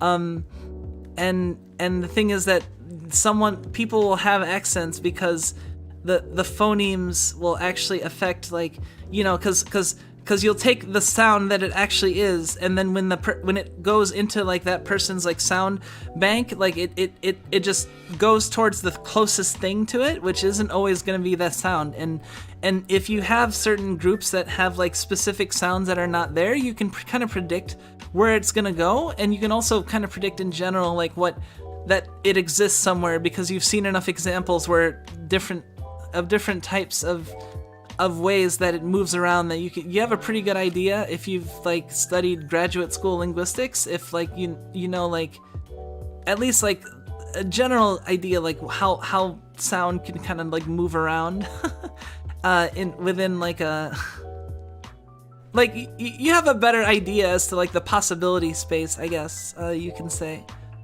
than if you weren't at all familiar with like how people typically adapt words when speaking like a native language. It's exactly why people say Akira, and it's exactly why people say Akira, not Akira, in English, you know, because you know, like people say Akira because, you know, like it follows a more an English American like accent style, where you have the emphasis on the second like Akira, you know, as opposed to Akira, which is more like flat, or it doesn't have that rise in the middle, but like you can't say that every person who says it like Akira in English is saying it wrong, because that's just being very pedantic, and you know, you just obsessed with the fact that you want to be right and other people are wrong, and you'll say that you're right and like 6 billion people are fucking wrong. Like, okay, have fun with that.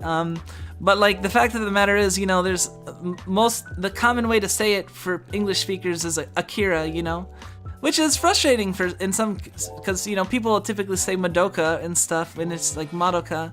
And I'll typically still push for like Madoka. I mean, you can still have like a preference. I'm not saying you can't have a preference, but with like Akira, like, you know, it does have that emphasis that like certain English speakers pronounce it, but like that's not strictly wrong. It's just the way that it's just how it is, you know.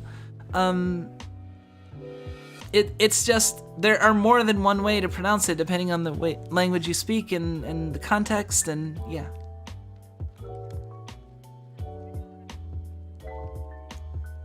Hey, welcome, KV Scott, and I have no idea what that says. That doesn't really look like kanji, it looks more like Chinese, I think. Is that also why people like saying Goku with that emphasis on that last syllable? I think so, because I think that's a little bit more like, I think it's, because I think in Japanese it's like Son Goku, but like, you know, people will say Goku, like, you know, very very particular way of saying it, but like you don't necessarily have to pronounce it like you can be an English speaker and pronounce it Akira and not say Akira, you know, and I always say Madoka and I don't say Madoka, you know, that's how I do it, but I'm just saying that like the people that say Akira and Madoka aren't technically wrong, because that's just how the language kind of like morphs the words that become native, like, you know, in a way, like karaoke, you know, people don't pronounce it in Japanese like karaoke, but like if you walked up to someone, hey, and you were like, hey, do you want to do some karaoke? They'd be like, what? And then you'd be like, you know, karaoke, and they'd be like, oh, okay, you know what I mean, like Like, you can pronounce it how they would pronounce it in Japanese, and yeah, you'd be more right, but you're being a fucking weeb that is obsessed with the real way to do it, as opposed to the way that's more understandable, just calling it karaoke. Sorry about that. Yeah, Son Goku. Yeah, it's cause it's like an actual, like, it's not just G-O-K-U, it's more like there's a second U, like it's a lengthened vowel at the end, so like, yeah, there's actually like the emphasis on the end there, for if you're pronouncing it more like the Japanese. I mean, I pretty much just say Goku because, like, I'm used to more kind of like city pronunciations and city, like,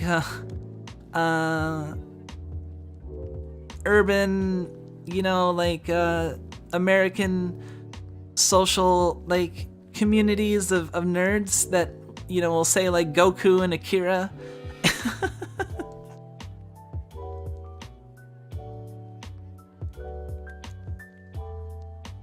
Hey, do you want to do some what? Well, it's pronounced karaoke, right? Because that's the actual, because it's spelled, right, like K-A-R-A-O-K-E, right?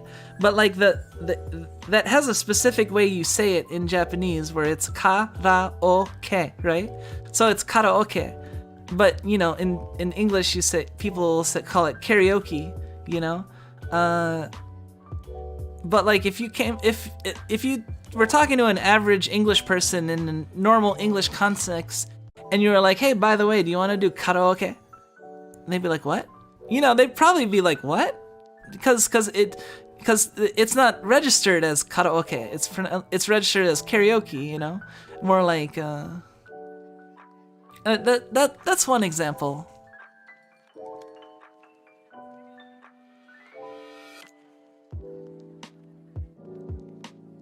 Sorry, I went off on an actual linguistic tangent. I'm sorry.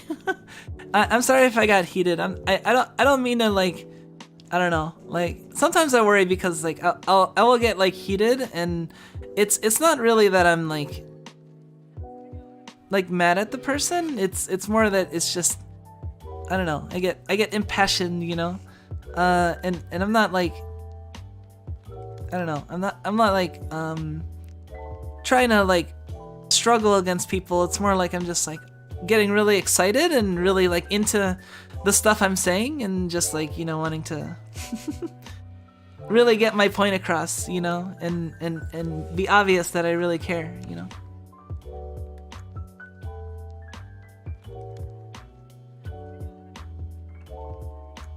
Oh, I'm glad if it was interesting.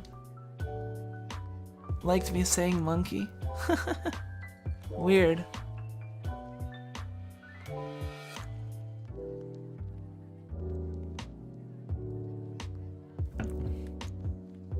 Wait, what was it that I was doing? Oh yeah, I was setting up the tablet. Yeah, cause, oh man, we got distracted on the linguistics thing. Yeah. But yeah, that's that is some of the stuff I retained. Like, see, that's the thing. Like, I've forgotten a lot of stuff from undergrad and grad school, but I've kind of, like, retained the markers, I guess, to be able to fetch that information. Like, it's like, yeah, I remember the word, that there's a word for that, or like this concept exists, but I have to go, like, refresh my memory, and then, but thankfully we live in the age where, you know, you have the Library of Alexandria at your fingertips, so it's pretty easy to be like me and forget a lot of shit and still be, like, able to call upon knowledge when you can, you know. I let the internet do some of the heavy load lifting for me when it comes to, you know, keeping track of things.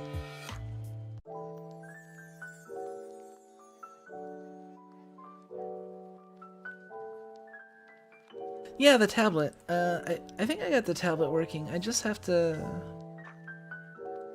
actually configure it, and I hope I don't have to restart. Wait, hold on a second.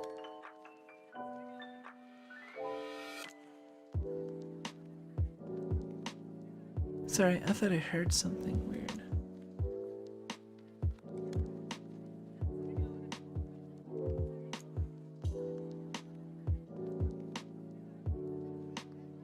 I might have to... Okay, wait. Oh.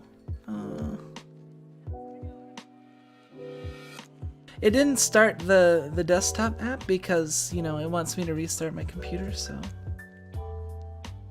I think I have to restart it on my own.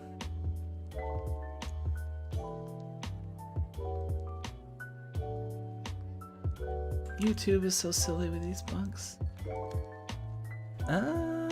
It doesn't seem to be working. I might have to restart, and I wonder what I should do if I restart, cause like, I mean, I basically have to stop the stream for at least like a minute. I mean, I guess my computer is brand new, so it should probably take like very little time for me to restart, but I'll still have to like set up a little bit, so I need like 5 minutes to go off stream, I guess. I mean, I guess that's the equivalent of like going on break for a second, which I could do. We got everything but the Library of Alexandria at our fingertips. Well, yes, I mean the concept of the Library of Alexandria, or the... Yeah. The connotation. The idea of the infinite knowledge, basically.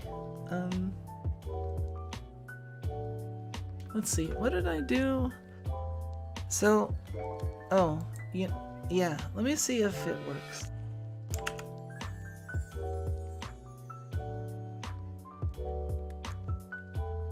Yeah, it looks like the desktop center is not activated.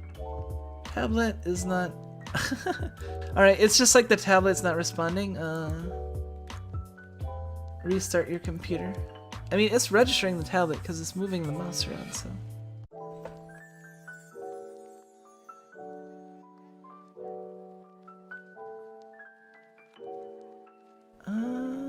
How did you get? What? I don't know what that says.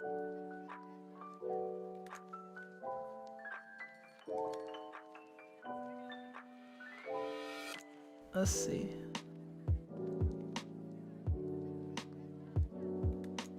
How do you look up anime character to talk for you? I don't know. I don't know. I don't know where to look up that sort of thing. I was trying to think of a good joke, but I couldn't think. I'm just like out of it. I think I'm actually gonna take like a 5 minutes. Cause yeah, if I restart my computer, I think I can get this tablet working, and then we might be able to. Hopefully I don't lose Steam, but I can also maybe like grab something to eat. I mean, I guess it's pretty early. Like, this is the time that I would normally start streaming, so actually pretty good, you know, if I wanted to keep on going. But I mean, would you guys be okay if I like went off stream for 5 minutes? I'm pretty sure if I stop the stream and then I restart my computer and I come back and then restart it, it'll just be kind of like I'm momentarily interrupted.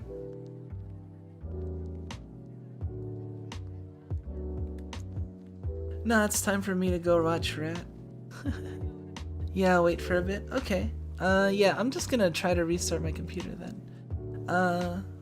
Let's see, what time is it? Okay, it's 12:01. I'll try to be back by 12:05. Okay. Give me 1 second.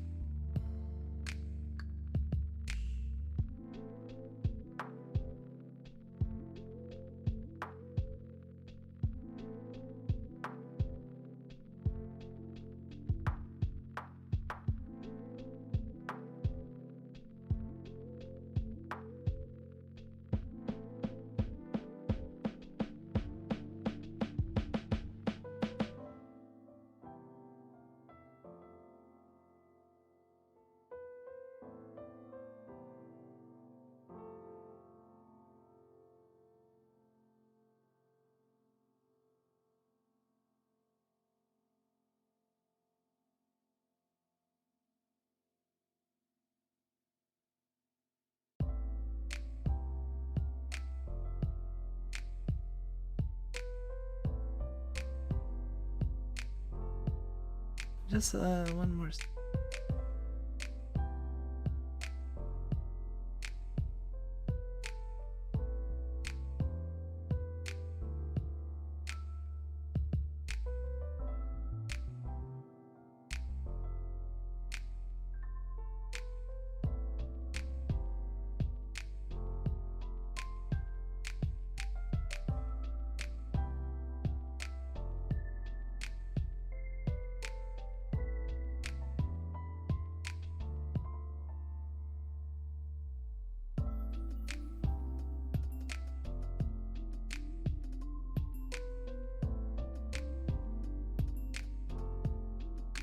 I just gotta finish setting this up.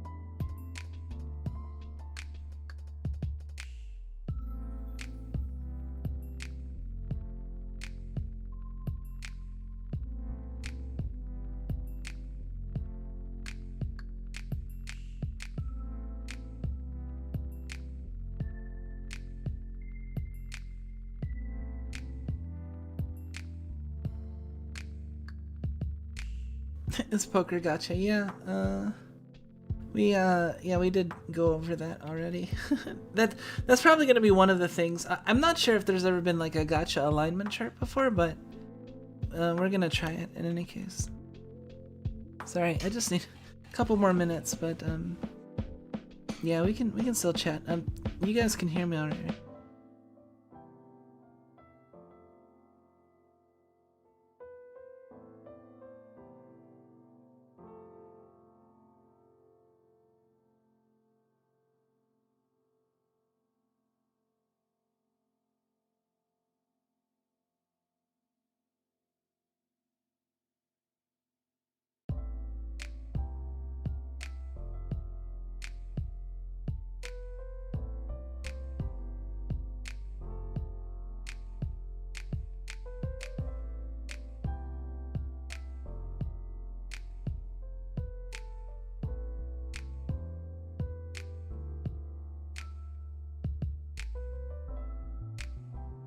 Sorry about that. No, I know I'm muted. I'm just dealing with stuff.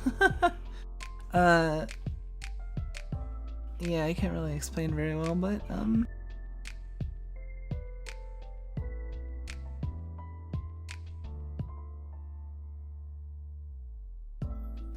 pretty much back right now. By now.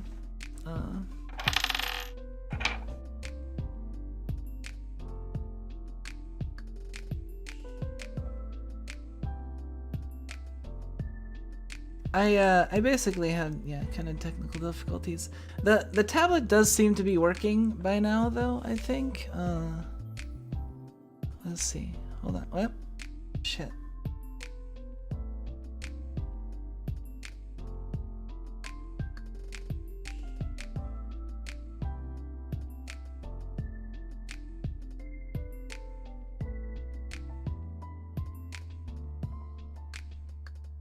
This is, wow, really?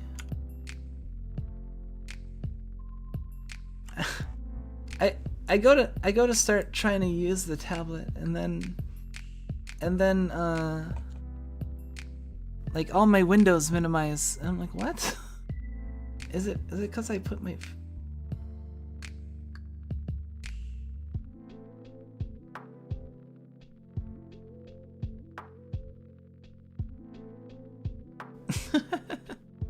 Yeah, I can get angry. I just don't get angry very often, so yeah, it doesn't come out very often, so it can happen. Especially right now when I'm just like dealing with more and more shit and it's just I'll be fine. Like I think I might have to configure it or something so that it it doesn't read gestures, touch gestures, as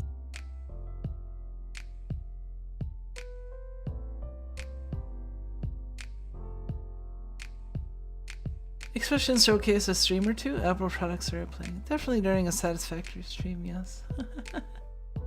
I mean, yeah, I can do a few different things. Hold on, let me see.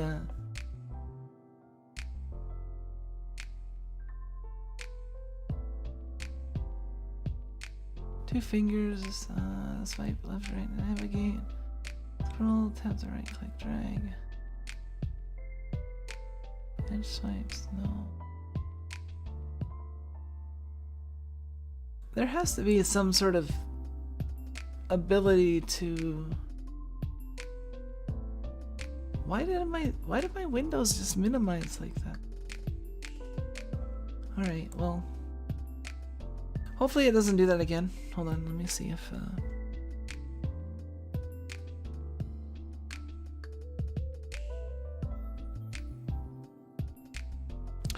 I also kind of have to set things up a little bit for...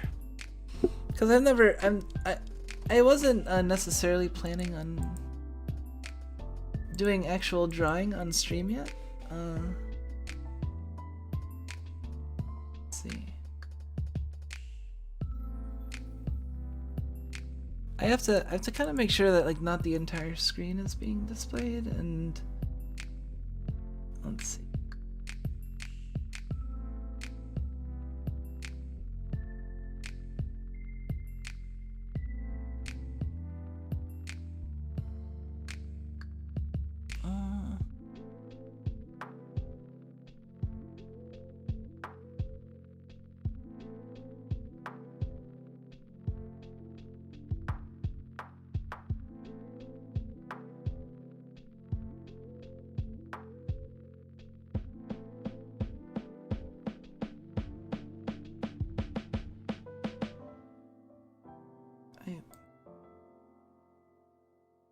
Damn it.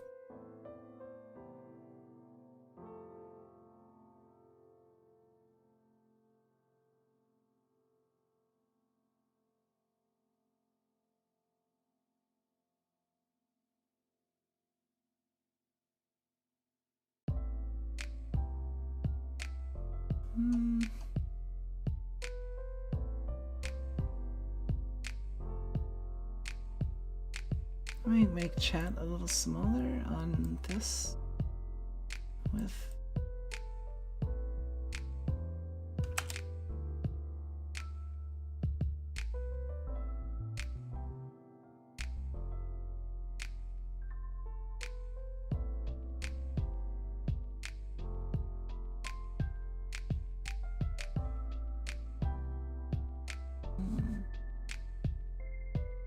Shit.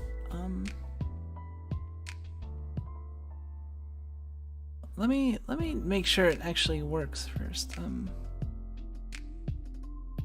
Okay. This should be fine. I think.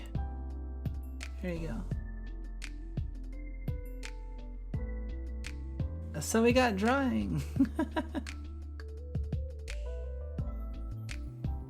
One of the translators made this guy Uo. The order is important. The drawing is up. Yeah, it does work. We have a working... This is good. Ooh. Let's see. I have to move a little bit so that the tablet's more in front of me. I'm also like deathly afraid of moving my tablet too much because remember earlier it was just constantly disconnecting and reconnecting, and I'm like, oh man, if I touch this wrong, will it like just start disconnecting? So I have to like move it over very carefully.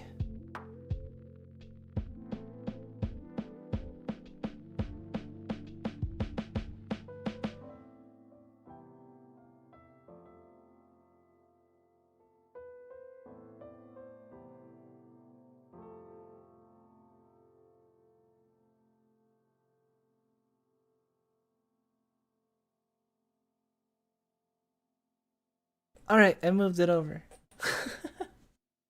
Uo is a pretty common noise in Japanese.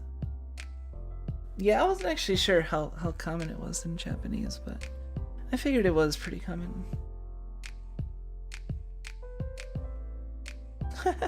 I was very carefully sliding something over. So I needed to make sure that so the cord didn't get jostled, but I think I'm good now.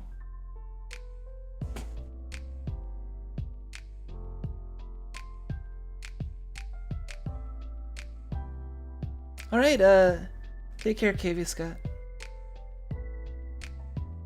What are we gonna be drawing? Good question. This is kind of a scary face, isn't it? Hold on.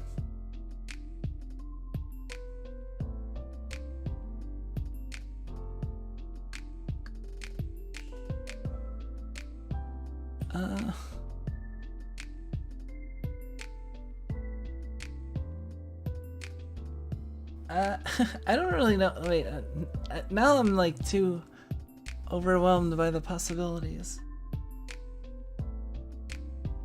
I know what you mean. I used to use old headphones, move them to inch the wrong way, and they'd be useless. Getting spooked already. I'm not sure what we're gonna draw yet. This is actually a little bit different from, I guess, what I was thinking, because I was thinking like we would do like tier lists. Oh god, you guys are gonna see my terrible handwriting.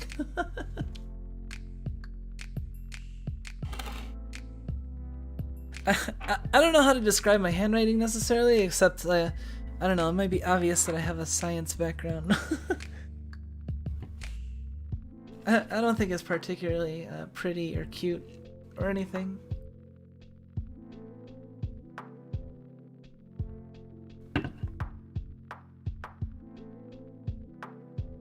Draw a cat? Okay. Wait, let me make sure the boundaries of this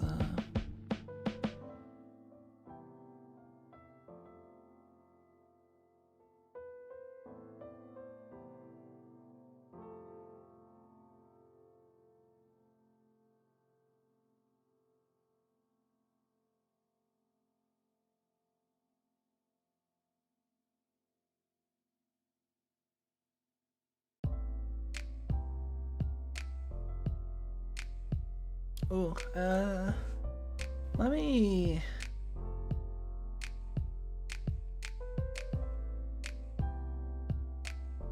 Wait, is it?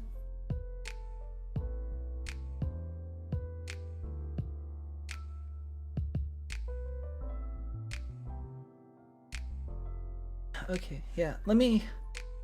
Before I continue...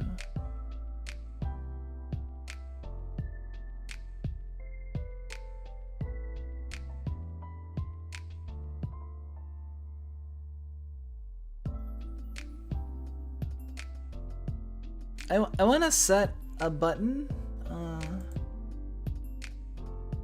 Tip, feel, erase, right click. Click.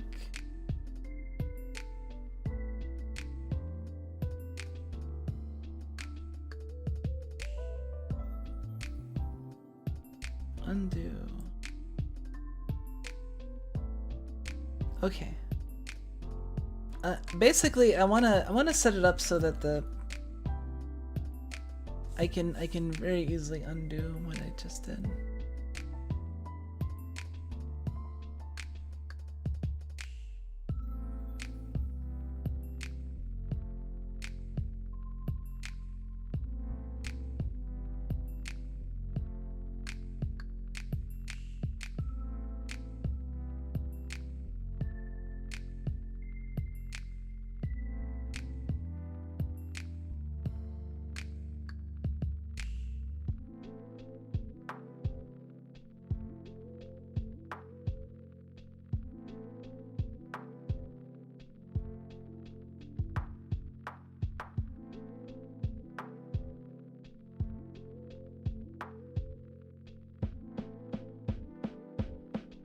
Okay.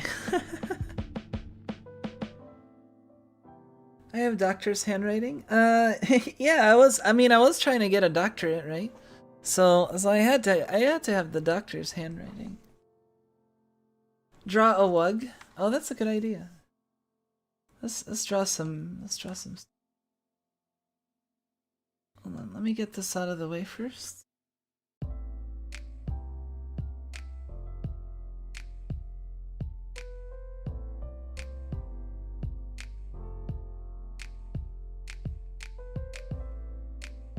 Okay, now I think we're good. I think I can make it hyper photorealistic. Oh wait. Stabilizer? What? Where's my stabilizer? There we go.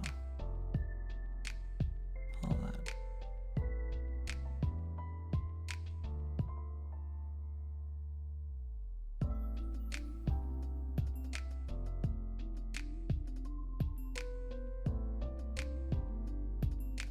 There's a wug. So the way you draw a snug is you basically make the body part thinner.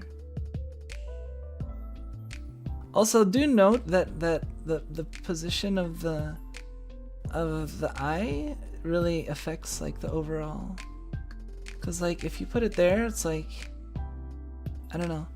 I feel like the lower you put it, to a certain extent, makes it look like derpier, and it's kind of cute. Because if it's like this, it kind of just looks like a bird, I guess. But like if you kind of put it like here, it's like, I don't know. That might just be me, but I tend to like to have them. Then you'll be like, hello there. Yeah. So those are snugs. It looks like the fancy S. How do you do? I forget how you do this. Isn't it like that? I think that's the fancy S, right?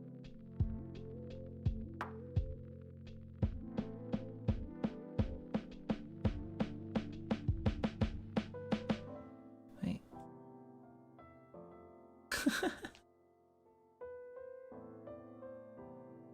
Lower the eye, the emptier the brain.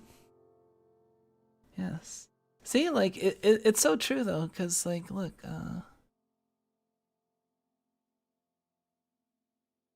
look, if you move this, if you move it and just like up here, it's like, this kind of looks like, you know, a normal bird, but then you kind of put it there and it's like, what? Is that the equivalent to a shiny snug? This? No, this is more like an Alola version. Like this is the snug that's like rock, that's like part rock, you know? While this is like the I don't know.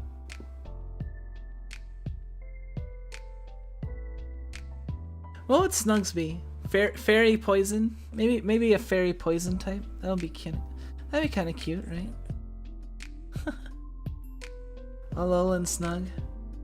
Yeah, you have the Alolan. Well, this is not a snug. This is a wug. If we wanted to snugify, like, we'd have to.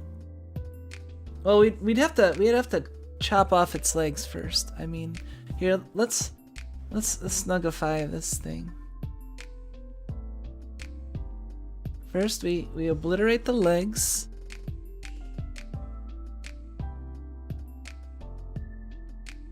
Which will be an asset in certain types of porn. And then, well,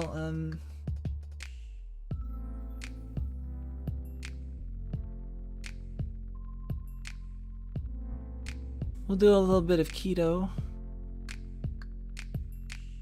And there we go, we got a kind of messed up formerly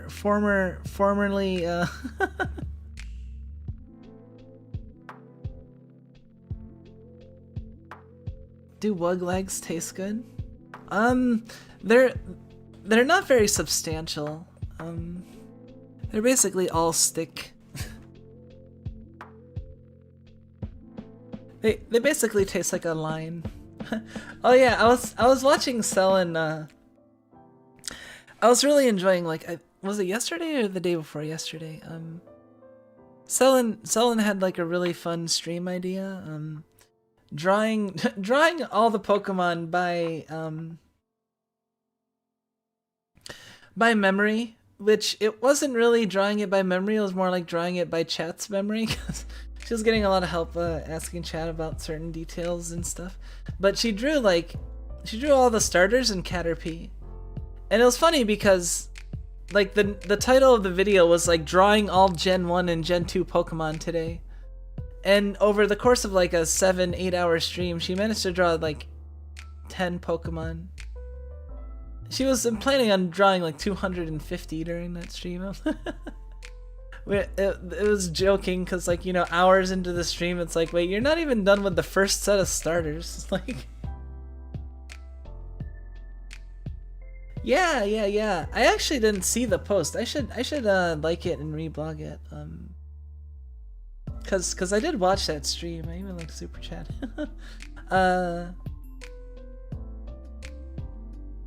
She's been streaming for a good while, yeah. So like, yeah, I could totally draw like Pokemon by memory. Although if I was drawing like a Pokemon by memory, I would just hold on, let's.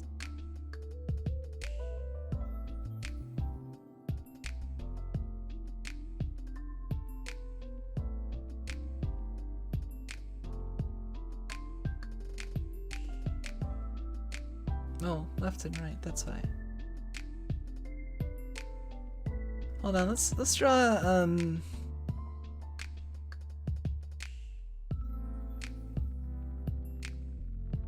let's draw like some Pokemon maybe. Sorry, I know we were gonna do the gacha thing, but then I just suddenly art.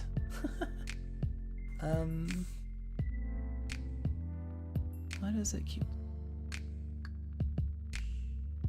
Oh yeah, draw a Raichu. No, well, I'm not drawing a Raichu anymore. No, fuck that. I was going to draw a Raichu, but I'm not anymore. Because you stole my idea. So I'm gonna draw a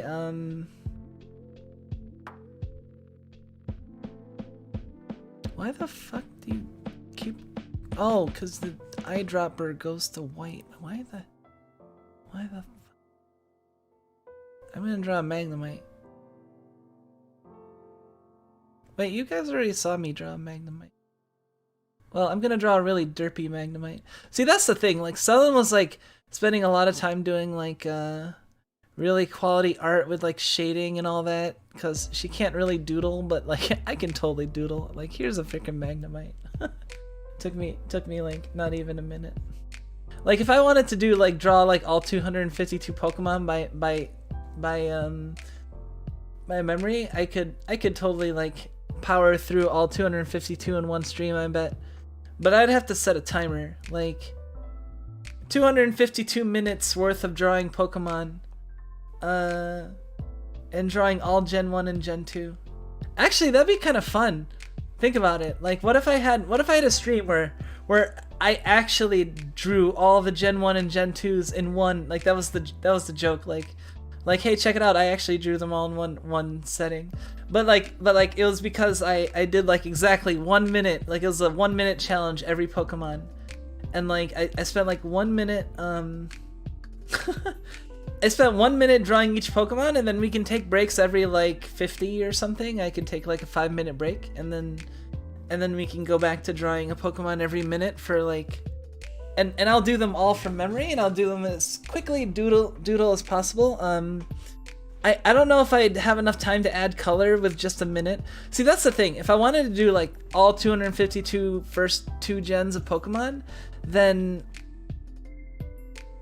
making the time I'd spend on each one even like a second or two longer translates to a lot of extra time. So like, if I wanted to make it like 2 minutes per Pokemon, that would already be like 500 minutes worth of stream.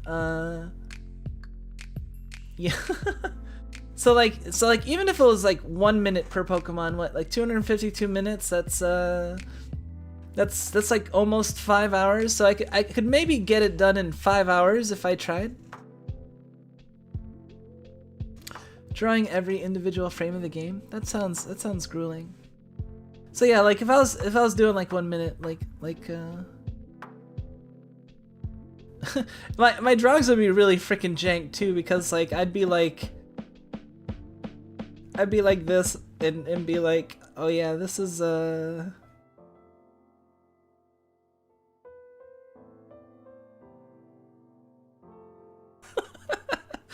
this is a Charmander.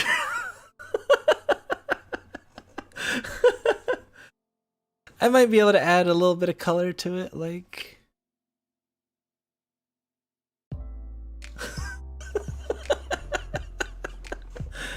No, wait, that's not the right color. That's, yeah, that's better. Oh, shit. Oh, man, a snug would be like...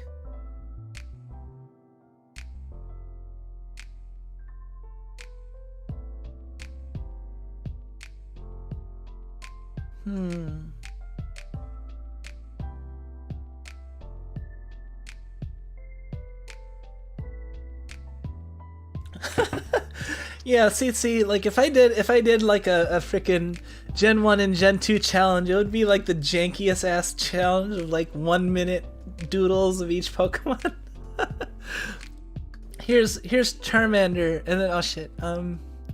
Here, let me draw Bulbasaur now.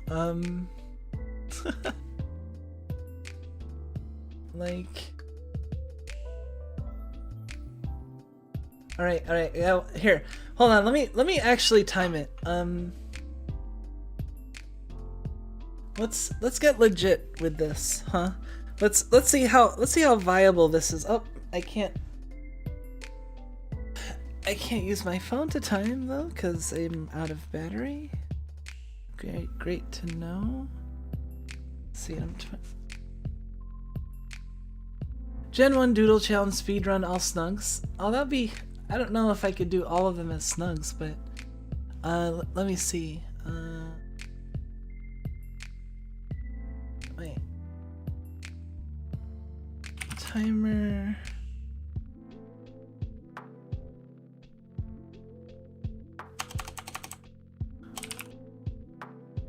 Actually, I want a stopwatch because I don't want to deal with.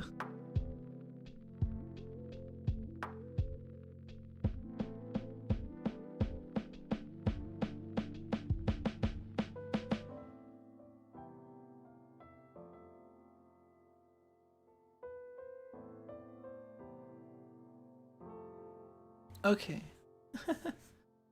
So we're gonna. I want to get a feel as to like what it means to doodle a Pokemon in 1 minute. Oh, that sounds bad. Let's draw a Pokemon in 1 minute. Let's not doodle any Pokemon. Let's just draw them. I'm not on the right streaming platform to doodle Pokemon. Wait. Let's see here. Okay. I'll start when this hits 60. Let me crank down my settings a little bit. Bulbasaur.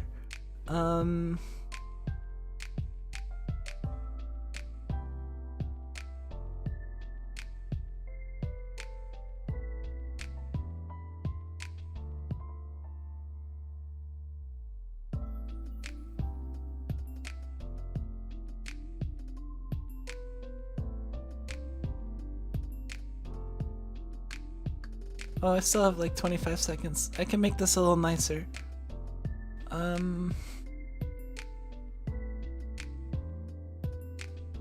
He has like those rocky crags all over his face, and then like 41 seconds. Gotta get the color.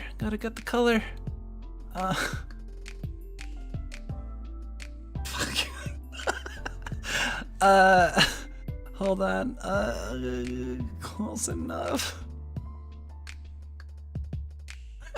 All right, that's 1 minute done.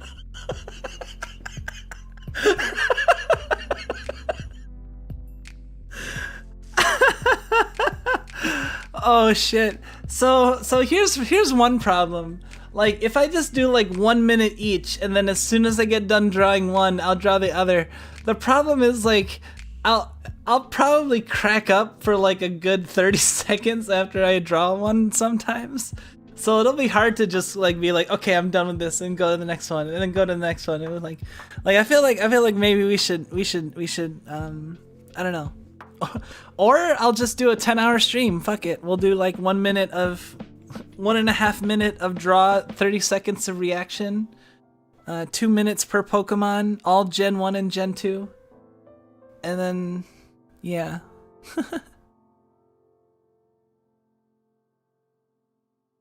See, that's a minute made Bulbasaur. Hold on, we gotta draw Squirtle too, cause I mean we got 2 of the 3. So let's draw a Squirtle as well.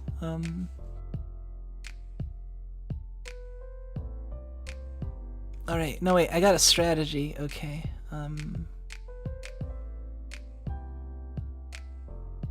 Okay, I'll start when the set's 30, 25, 26, 27, 28, 29, 30. Wait.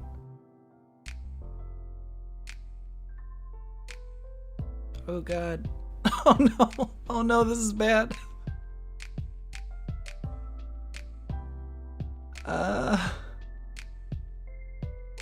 Wait, no, the tail's like, wait. Wait.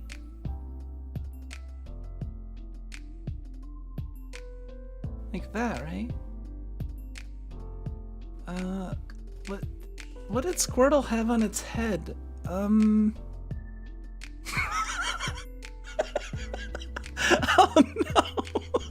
This is really bad. I need to salvage this. Oh no.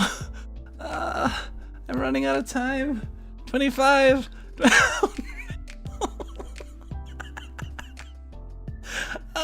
Done.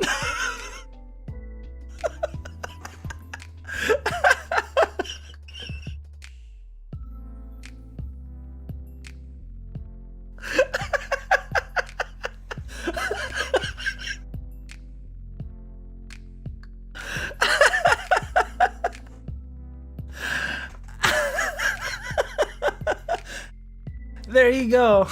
3 minutes, 3 starters.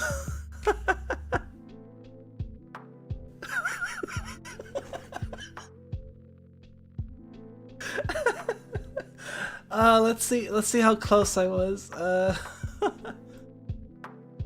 Squirtle.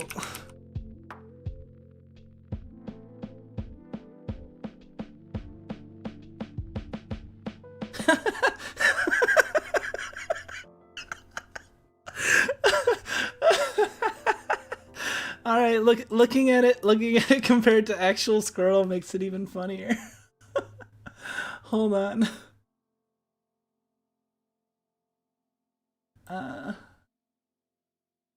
No, wait.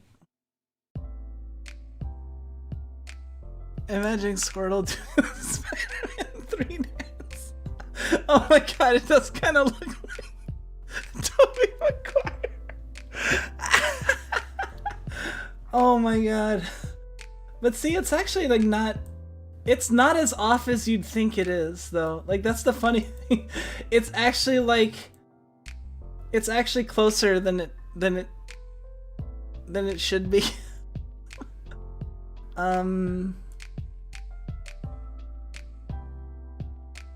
Can I just paste an image in here? Let me see.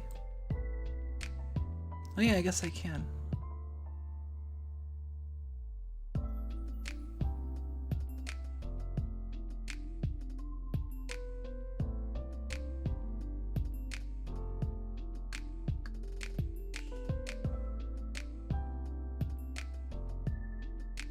Okay, see, let's compare. Wait, I moved Squirtle in front. Wait, okay. See, I almost got it. Like, I got the basically the same thing going on right here. See, and the tail. I totally got that. I totally got that thing. That little hook right there. See, it's accurate. It's accurate. I mean, I'm.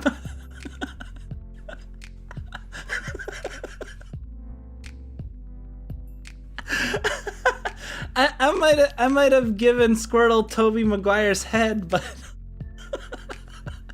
you know, maybe. I mean, who knows? I got the general like idea. Like I was actually like the next thing I was gonna do would be like to draw like the freaking basketball. I would have probably been like this. I mean, now he looks like a tennis ball. I don't actually know what a tennis ball or what's on a basketball without actually looking at it. So yeah, see, that's the thing. Like my memory is so shitty that like I've like Sellen's like, oh yeah, my memory is really good. I can remember like the Pokemon. I can get Gen 1 like on point, you know. And it's like yeah, well, I've been around since Gen 1 and I'm absolute shit at that. Cause yeah, like this is what will happen when I try to draw Charmander, you know. Well, it's not just that. Like honestly, like if I gave myself as much time as Sellen did, I mean, I could probably come up with a decent looking ones, you know. But the combination of only having a minute to just get the general essence of the Pokemon down, and like one, you know, in the span, a minute is not much time to draw like an entire Pokemon. Like try it one day. Like even like I probably the simplest Pokemon I would say I'd be able to draw to make it look like kind of like the Pokemon would be like here I'll show you the Pokemon I can draw in a minute. Let me, oops.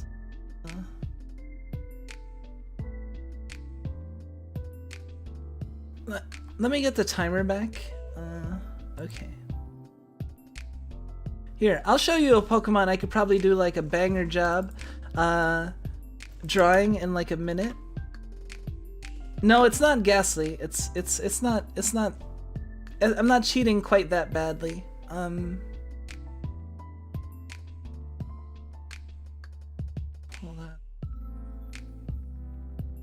I really gotta make my setup a little bit better when it comes to like I'll make the drawing setup a little bit better, and then by the time we have the stream we're drawing like all the Pokemon, like I'll be a lot more like streamlined and we'll be able to do it all nice and stuff. But yeah, like let's see. Let me try and draw a Pokemon in a minute that I can do a pretty good job in starting in 10 seconds. 8 7 6 4 3 2 1. Okay, go.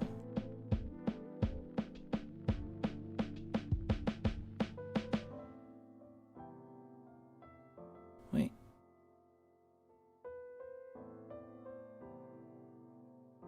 Unless I spend too much time on dumb details.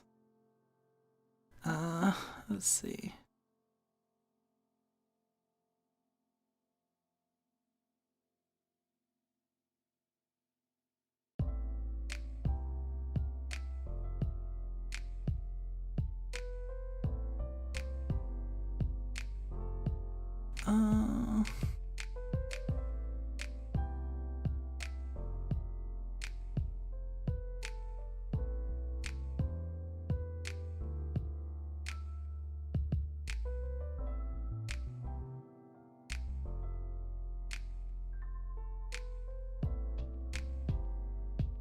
Well, I would try to color it a little bit more if I had a little bit more than 1 minute, but like, yeah, I would color it a little bit nicer.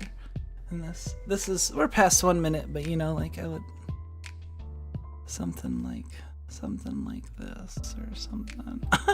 This is closer than I think the other Pokemon, but like, yeah, I mean, like, it's you get the idea.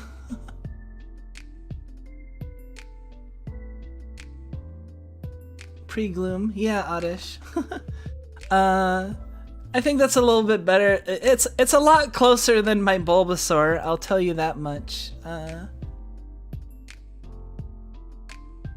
Exactly. Cause Oddish is a pretty simple concept and is something that I've like drawn so in the past. So I have a better idea of like just the general motions I need to be able to draw it in like 1 minute, you know.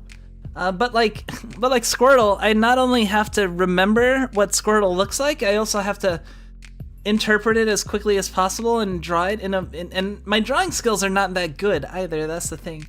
So like even something that I know decently well, it still doesn't look that great. It still looks kind of janky, you know. But like it's not as bad as like my Squirtle, like Tobey Maguire Squirtle. And I mean, you saw my Magnemite. Like, I mean, even Magnemite looks a lot more like, because Magnemite's really simple to draw, right? It's very, very simple shapes. Like you just got the magnets. See, when I was little, I like to doodle, but like so I would basically pick I'd have like some Pokemon that like would be easy to draw, and I just figure out like, you know, the basic simple shapes of like drawing them, and then once you do that, like you can kind of you can just like doodle like, you know, a little Magnemite, and it looks like a Magnemite. It's not like a great Magnemite, but you know,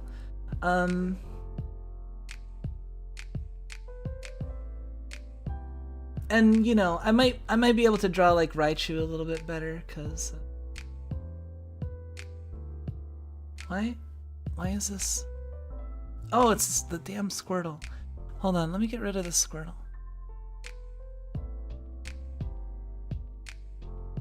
Oop.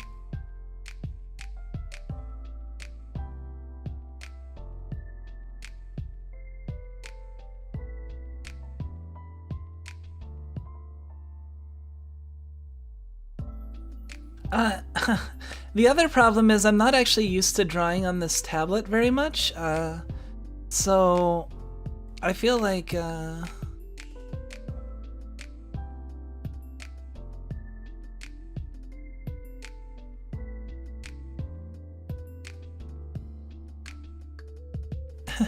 my old Raichu drawings used to be kind of cute, I think, because I draw kind of like these.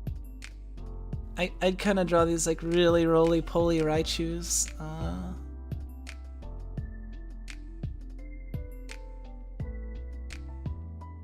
I kind of messed up the tail there, but wait.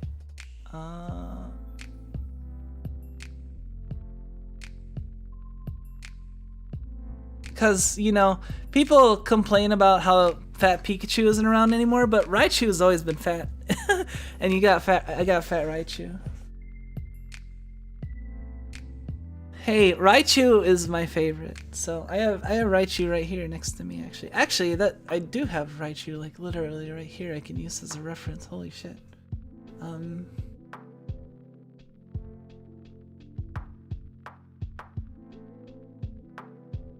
Hold on, let me use this Raichu as a reference.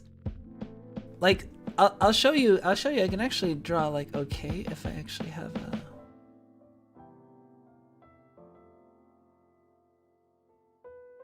This kind of looks silly, but let's see.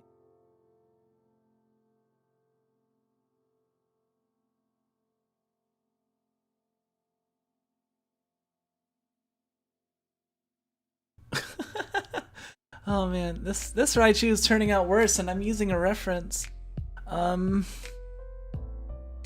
Okay.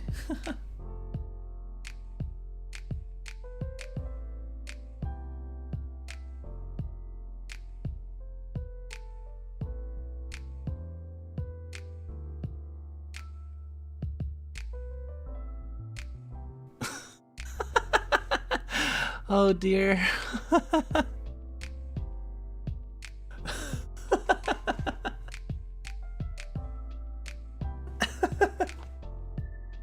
Yeah, you don't get skinny Raichus.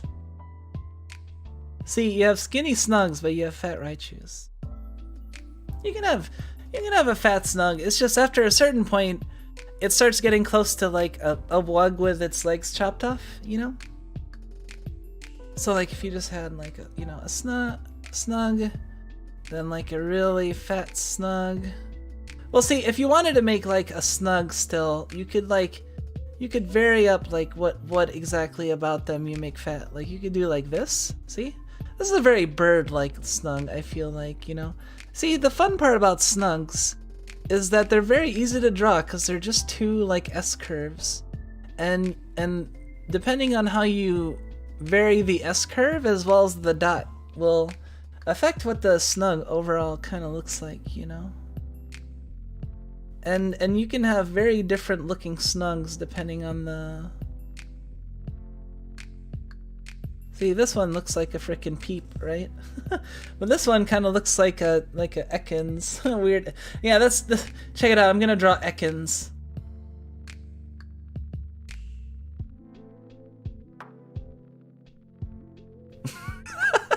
No, that looks like an unknown sea or something.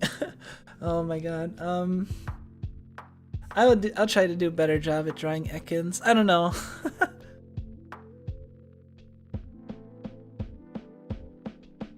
Right? She's like, Mom, can I have a cookie? Yes. I actually think this looks kind of cute. That's kind of fun. Yes, that's Ekans. Ekans is like.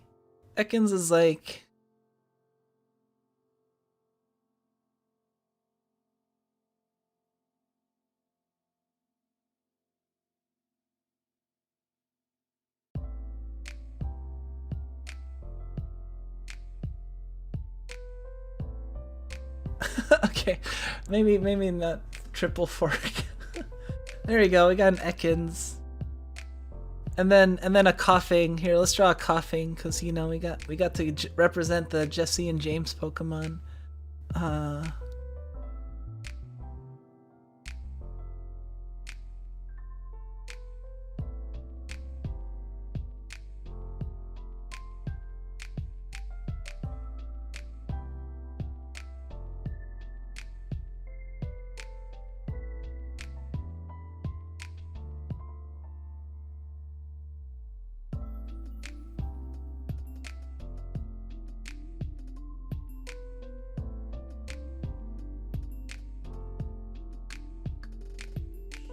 Gotta get the gas. See, like this is a decent coughing. Like you get the idea, right? Like it's stylized, and then you got Meowth. Man, I don't really remember what Meowth looks like, but like I think he's got like.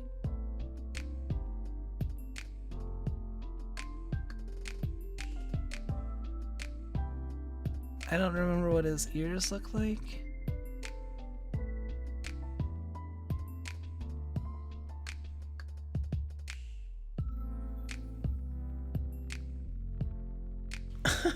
There you go. You got Team Rocket in under 3 minutes. You got a special deal. You got 3 in 2 minutes.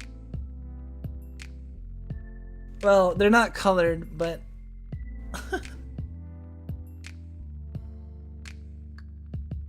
yeah, we got a nice collection going. This has become a fair bit more lively. I kind of wanna like. Man, I kind of want to show Selen, like, hey Selen, check it out, I drew the starters too. How are mine? Oh man, I don't know if I'm gonna be able to trump those when I actually do like the first like 150. I don't know, or the first 250. But I kind of want to do that. Like, I kind of want to see how grueling it is to actually do like all the Gen 1 and Gen 2 Pokemons. I wonder if Selen would appreciate that. I don't know. I got a bunch of ideas. Like, it would be fun to like if. I don't know if some people would find it interesting, but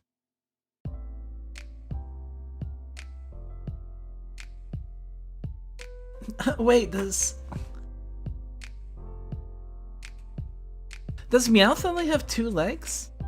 Well, I mean, wait a minute.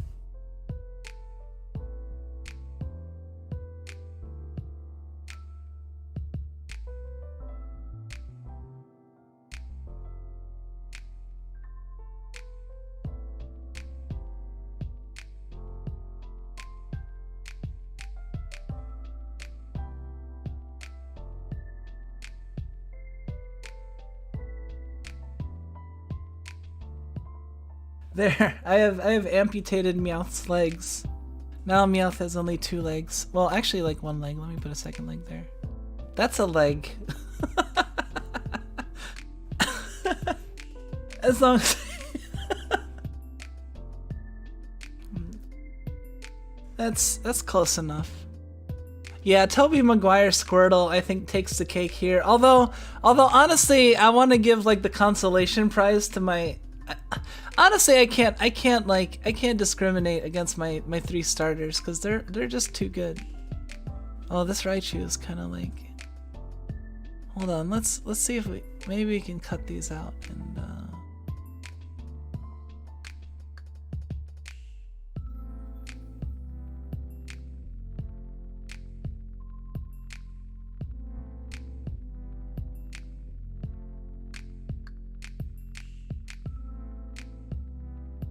Okay.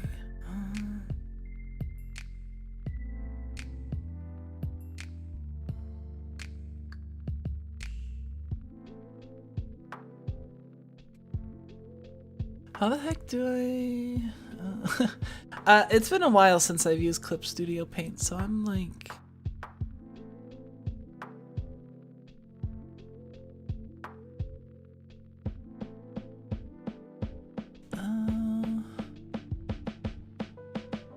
Oh, there we go. Different tool.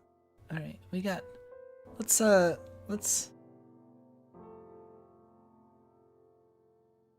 separate out our starters. Hold on, I wanna change the music too. Actually.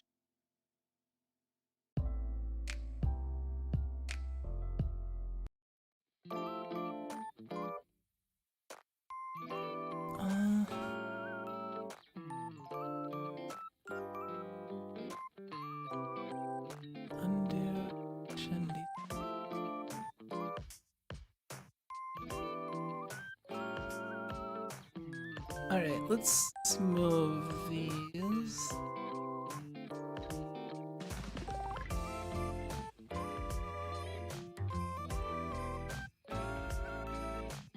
Unfortunately, the Raichu is kind of eating Tobey Maguire a little bit.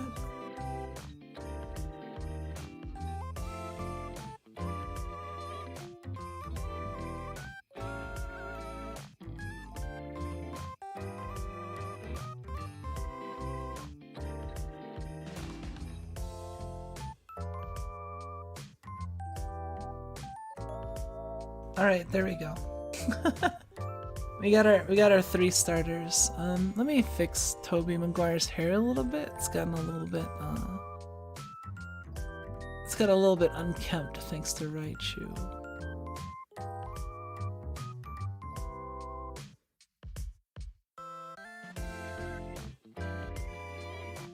See, like I was actually like strategizing, like no joke.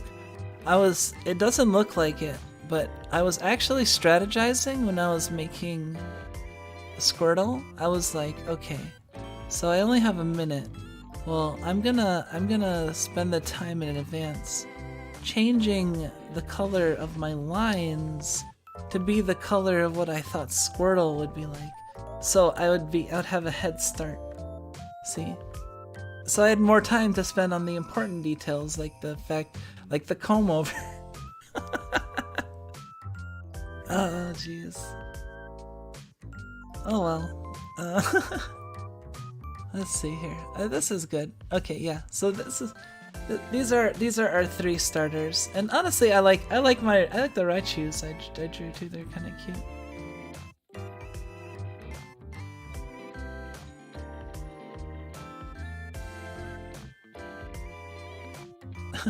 Honestly, it's like I think I'm just moving all these over a little bit. I'm not really like making them much nicer.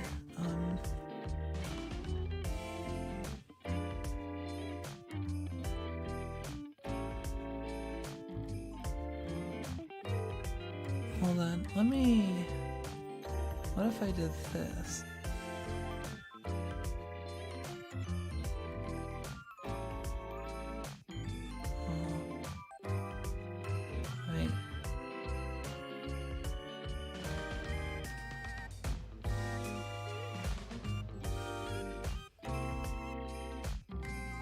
Wait. We'll put them over there. And then we'll put the Raichu down here. Or something.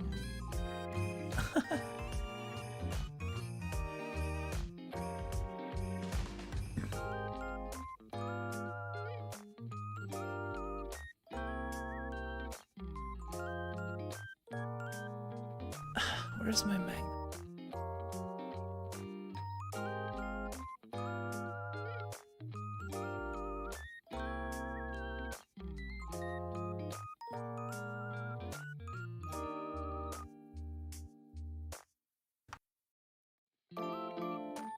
Alright, there we have it. That is our, let's see, deselect. There's our set of, three starters, the 3 Team Rocket Pokemon, and my favorite Pokemon, Raichu. As well as a very abstract, Oddish over here.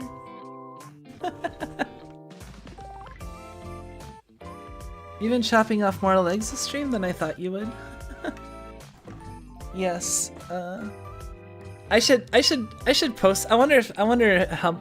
See, I don't know like what's okay to like how to interact with other VTubers. Like let me like share a secret. Like honestly, like I may seem like I'm sociable but honestly I have no idea what I'm doing in regards to like talking to other VTubers. Like I honestly I see, part of me doesn't really want to get involved a lot of times with most people, but like there are certain VTubers I look up to and I admire that would be fun to interact with, and just because they just seem like fun people that, you know, would be like, it's like Selen. Like, man, if I ever collabed with Selen, like I feel like it would just be like non-stop laughter. Like that's honestly kind of why I wanna show her my freaking starters. I hope I can contribute a little bit to that fucking endless laughter of hers. But yeah, like, so like I don't know, like if I saved a picture of these and I was like, hey Selen, check it out, I drew like some Pokemon on stream in your honor. And also was thinking of doing like Gen 1 and Gen 2 in like one stream. See if I can do it. Is there a name for a group of Snugs? A group of Snugs is a mafia. Yeah, I would say that a group of Snugs is a mafia. Or if you're talking in Japanese, it would be a dan. Like you know how you have the Team Rocket and you have like Team Galactic? It'd be like a team, like the Team Snugs. Like it sounds better in Japanese, like, because it's like, you know, Rocketodan and Plasmadan and all the other dans, you know. So yeah, it'd be like a Snugudan.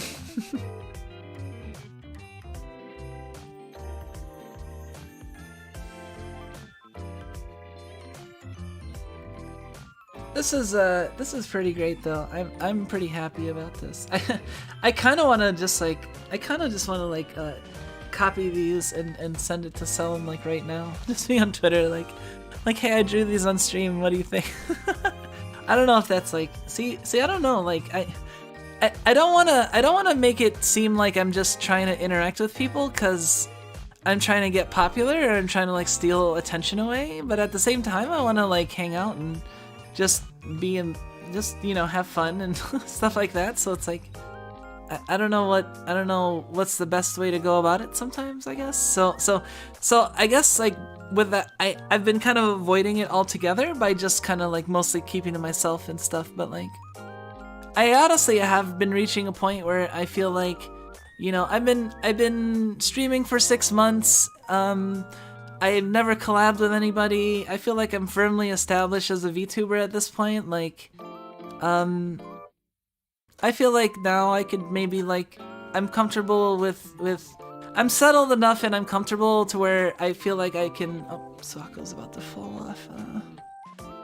I feel like I'm comfortable enough to where I can like, you know, start maybe interacting with, trying to interact with certain VTubers I like and you know, maybe having fun and just, you know, that sort of thing. Cause you know, it is no real secret. Like, part of the reason I did also got into VTubing, in addition to the just helping out my schedule, and also because I thought I'd like, you know, the activities and other stuff, is because, you know, there are a lot of VTubers that I admire, and it would be cool to be friends with some of them. I mean, it's not like my driving singular goal, but like, you know, if it happens as a result, like, it'd be nice. I'm not gonna like force it too much, or really, you know.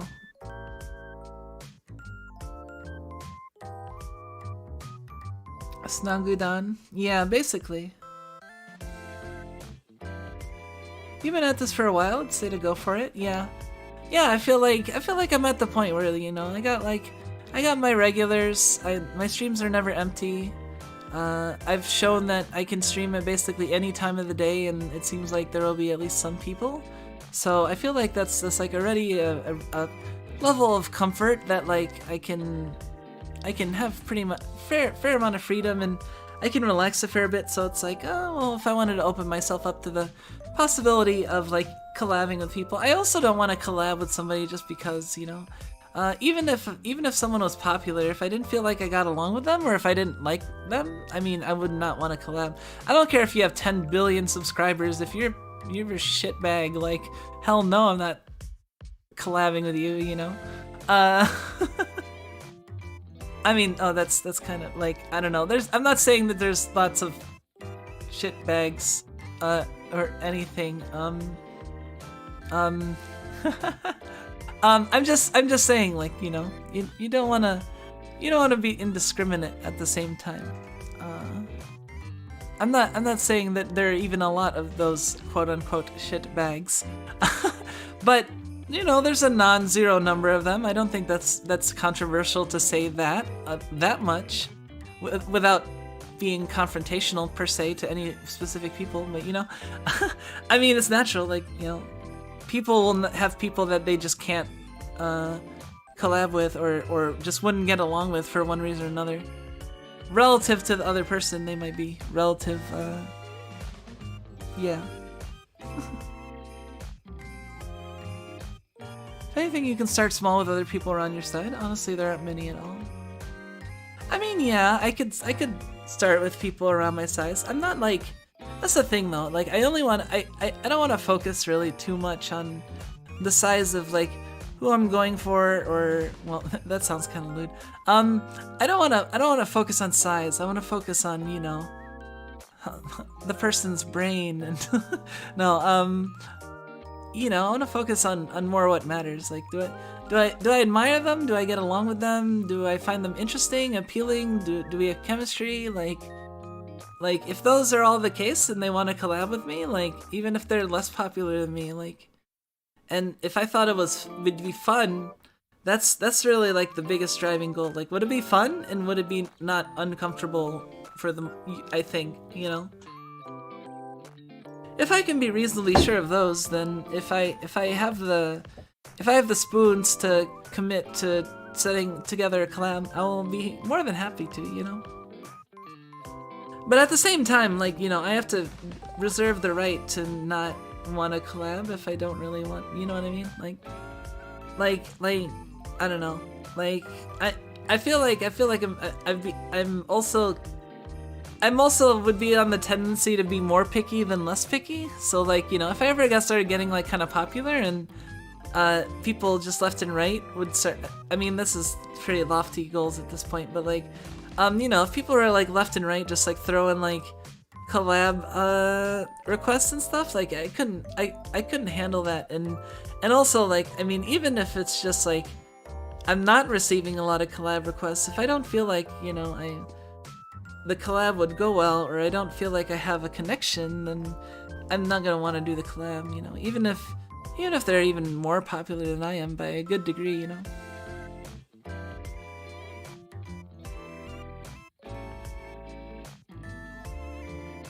Honestly, there aren't many at all. Aren't many terrible sounding people.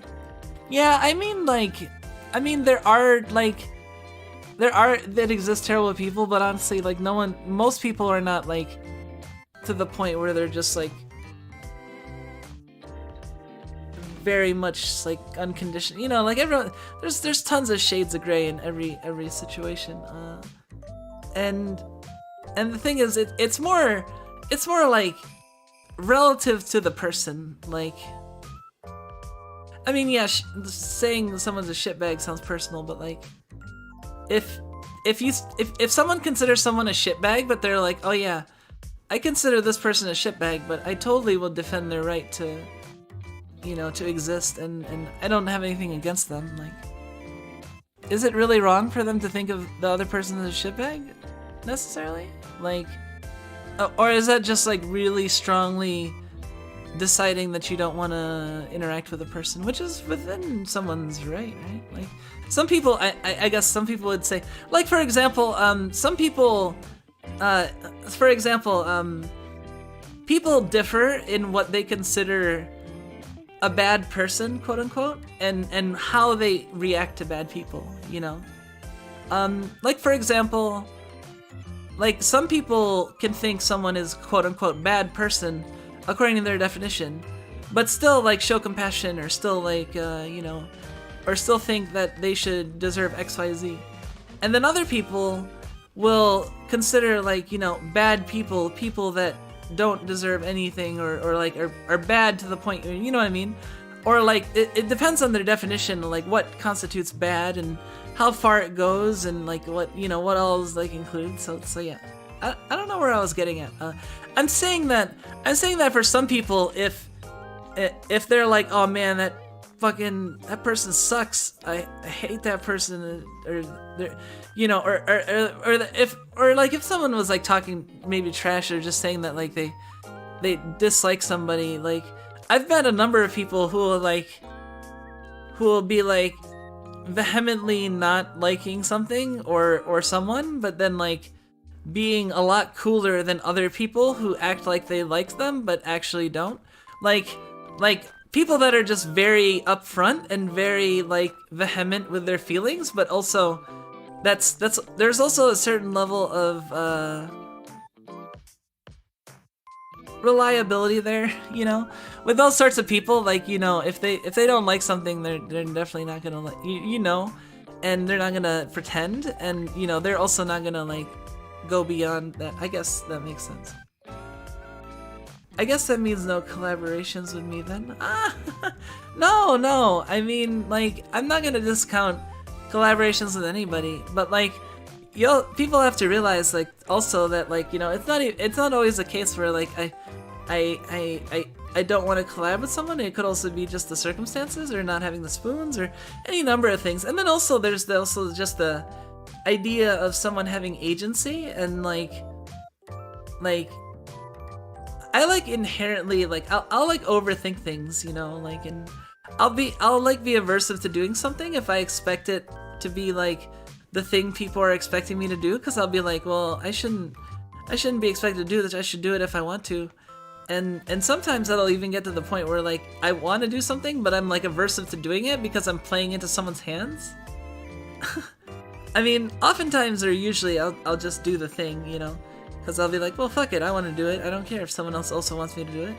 But, like, sometimes it's annoying, you know. You never want to be like, you never want someone to dictate your actions that you were gonna do anyway, and then kind of, like, take the credit, like, oh, look, you did well because you followed exactly what I said. It's like, no, I was gonna do it anyway. Like, you know what I mean? That's an easy way to, like, be a douche and steal credit from people and stuff. So it really grates on me, that sort of thing. So yeah, like where was I getting to? But like when it comes to like, you know, even like collabing with people, like part of it is like I'm also like I don't want to say yes to somebody just because I'm like feel obligated to or I feel guilty because we get along or I like them, you know? I wanna be somewhat impartial there. That's why I find myself doing things out of spite. I don't know, seems kind of dumb to me. What? I mean, it is. I'm not saying it's not dumb. It is pretty dumb to react that way, but it's emotional, right? Like, you can't really help it. You can still react that way and still acknowledge that it's dumb. But you know, like, no one's gonna like if you were gonna do X and then someone's like, hey, do X, and then you do it, and you know that I mean I think that's pretty natural to get annoyed if you think everyone thinks that you're just following what the person says, but really you want to be, you know, want it to be known that like you have your own, I don't know. I guess it's just born out of growing up in situations where I would have that situation happen a lot, where someone would tell me to do something and like I would be about to or like already doing it, and then they'd either like take credit or they'd chastise me because like I wasn't gonna do it, or you know, that sort of thing. So sorry, I'm kind of. Well, I guess this has been pretty good. How are we doing on time? We're at 3 hours already?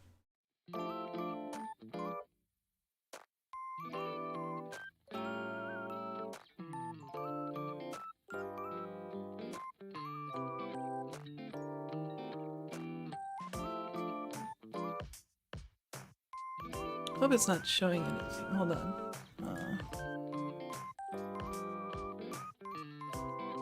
Alright, that's better. 12-hour stream. I mean, I do have the potential to do really long marathon streams now, thanks to now not to having the freedom to stream pretty much whenever I want, you know. So it's a lot easier. Like I don't have to wait until like Misha's on away, you know, because we got our own separate spaces now.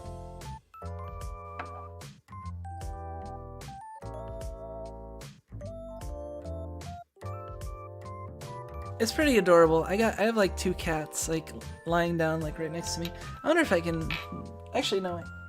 I have 3 cats like right behind me. I can reach out and pet all 3 of them at once if I wanted to.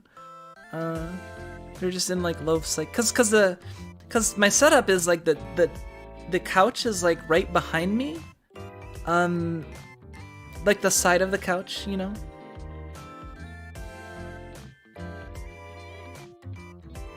It's kind of like I have the couch and then facing, like if you were sitting on the couch and you turn to the left, like that's the way my computer is, like over there. So like the couch is like right behind me and I could like lie back on the couch if I wanted to. But the cats really enjoy like especially I've noticed like when I'm just hanging out on the computer, especially late. I mean, they'll just be like right next to me and just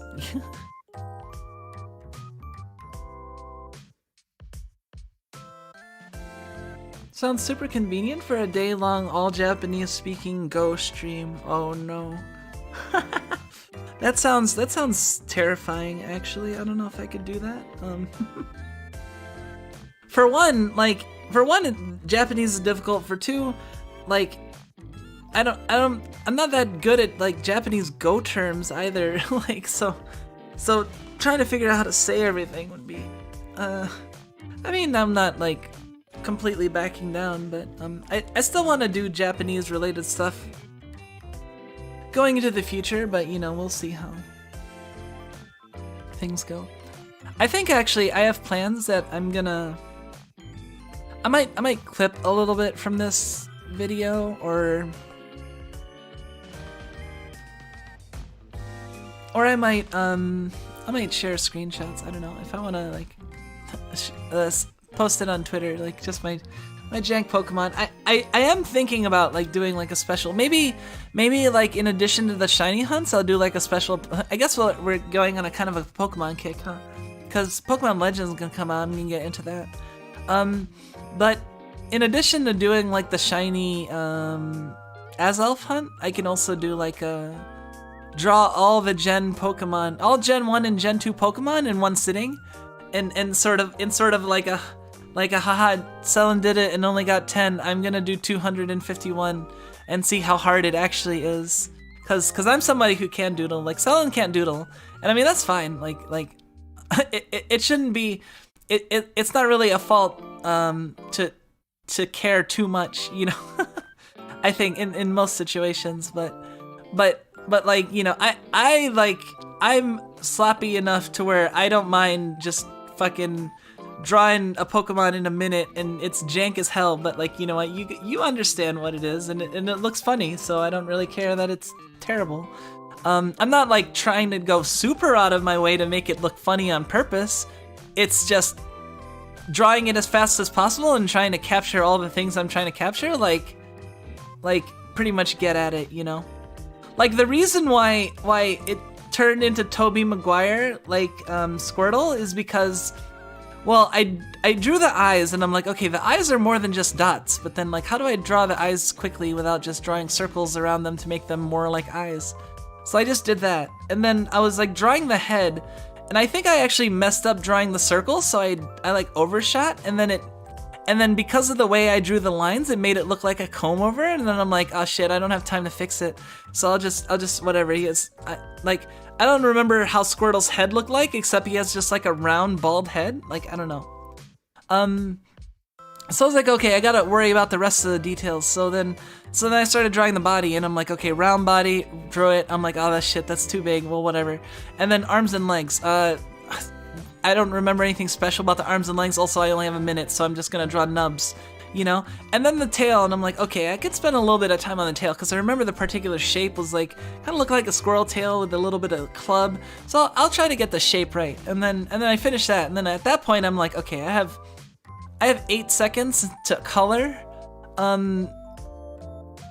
I already got the blue from the lines. Let me get the yellow for the body, and then I did that, and then I was like, okay, a minute passed. And yeah, that gives you an idea of how I drew Tobey Maguire Squirtle in a minute. Like the thought processes. Like I can't focus on like drawing everything perfect, and even if I do know like how the Pokemon look like in my head, you know? So I have to kind of like cut corners really, really hard.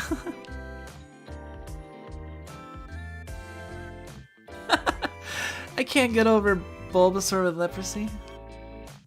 Doesn't matter the method or the result, you still did it. I mean, I think it matters a little bit, the method and the result, because it's funny.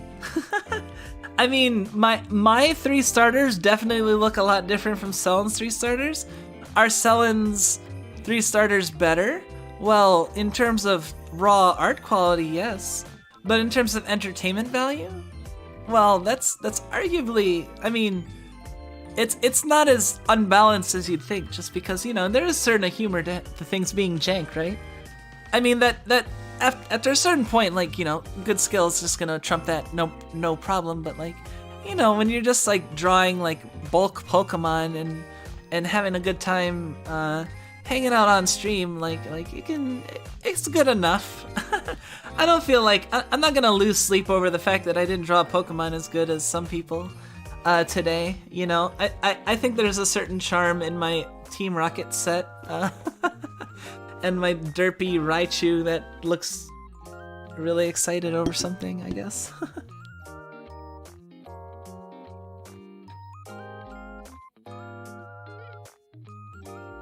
Is this a verbal tanuki?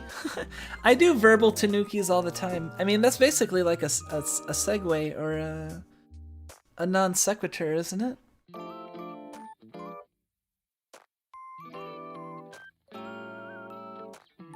Still, oh, and the other thing that messes with me is that I'm actually more used to drawing on my iPad, which has which I can actually see what I'm drawing, you know, like I'm drawing directly on the screen. But on the tablet, I'm drawing like indirectly, so not only do I have to deal with the fact that I'm drawing quickly in a minute, but I also am drawing with a tablet, and I'm not that used to drawing a tablet. So if I was drawing it like with an actual pen and pencil, I think they would look qualitatively better, like a fair bit better than this. I mean, they'd still look pretty jank, but they would look better because it's not as much trouble for me to draw simple stuff, cause I'm more used to using, you know, drawing like in pen and paper, so it's like I can draw the simple lines quicker and get a better gist. I mean, it'll still look jank, right? But it'll look not quite as like that level of jank.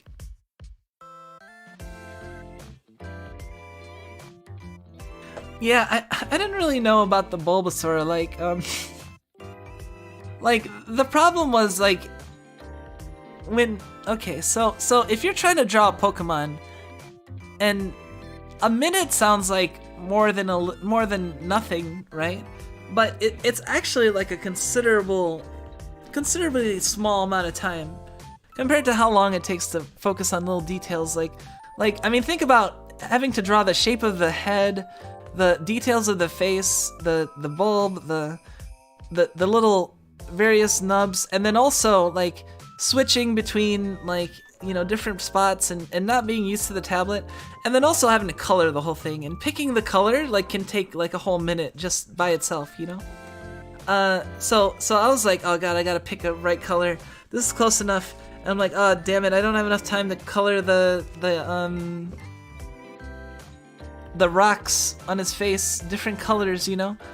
Or make the bulb look nicer, because I'm pretty sure it doesn't look that pointed, or I mean, I think it pretty much looks like an onion, right? Like, yeah, Bulbasaur looks high as hell, and Charmander looks pretty snug-like, but I don't know, I might have to practice a little bit. I might actually do a little bit of practice so they're not like quite as jank. That might actually make them less entertaining.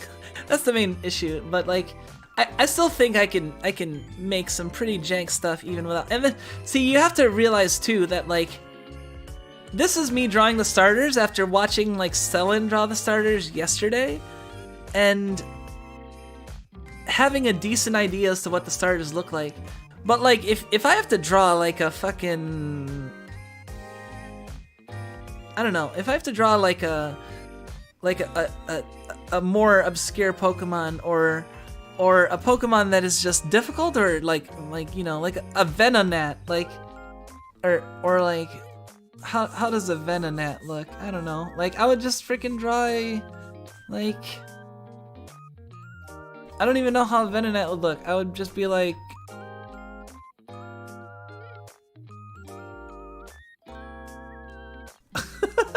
like what the fuck does a Venonat look like? I'm like, you know what I mean? Like like some of these I would be like exceedingly bad, not because I'm not good at drawing it, but because I have no idea what the fuck it looks like. Like it's like what the fuck does a Venonat look like? Oh no, this is a Venomoth.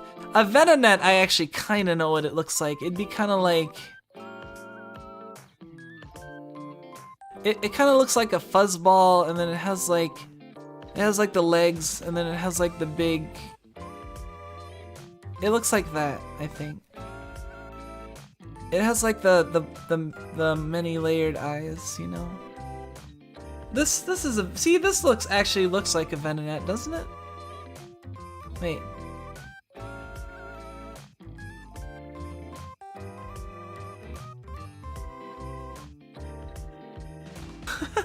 I forget how the face looks like, but yeah, you got a Venonat right here.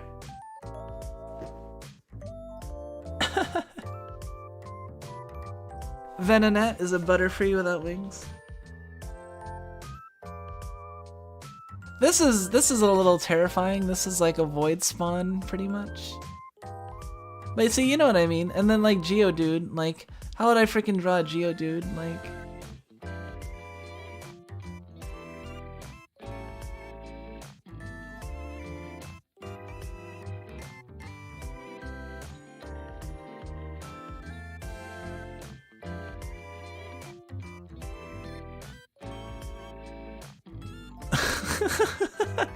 There we go, we got a Geodude here now.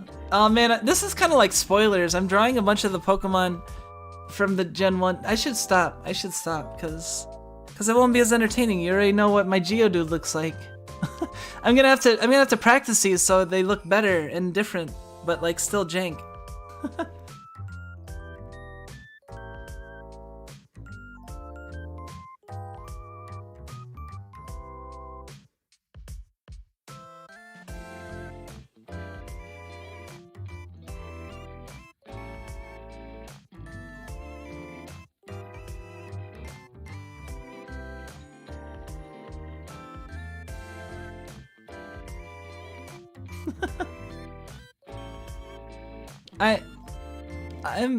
I haven't drawn in like, this is the most I've drawn in like literally years. I'm not even joking. I'm terrible at being consistent with drawing. Like, I've been drawing since I was like a little kid, you know, and just doodling in sketchbooks and little notebooks, but like I'll go long periods where just I'll kind of like avoid drawing and kind of not really mess around with it, you know, because I'll just be focused on other things, and then yeah, next thing I know, I haven't really drawn anything in like over a year. So this is kind of nice. One of the nice things I appreciate is I do like drawing, and I do think it's fun, and I do like just messing around, but like, yeah, if streaming can let me draw more or be more interested in drawing, like, I think that'd be a good thing. And I mean, also, like, one of my Oshi is of course Ina, and she's very art focused, and that's one thing I admire about her, you know. Well, in any case, I think this has been a pretty good stream. I don't know how long I'm gonna go for.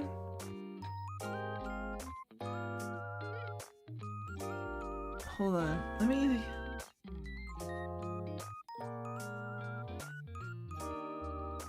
We started at 10. We've been going for about what, 3.5 hours at this point. Like, I mean, I could go for like a longish stream, but honestly, like it's kind of nice ending before it's like, you know, 4 or 5 in the morning.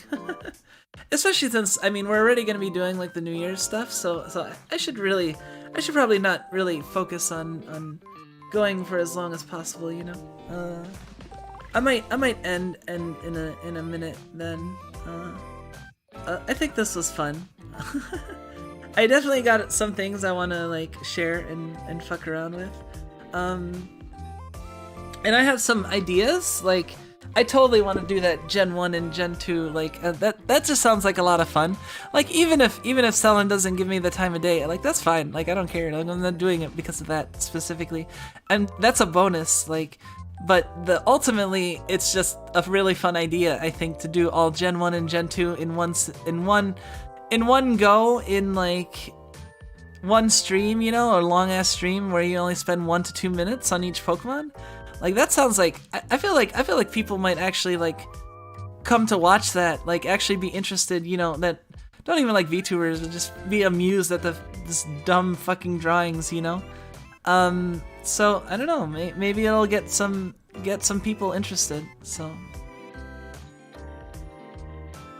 yeah, it has been a good time as usual. I do appreciate my time with everybody as always. Thank you, Hot Soup and Badman, and Pac Vim, and Wiz, and who else? Like Coveman, and who else was there? There was a lot of people. New person. I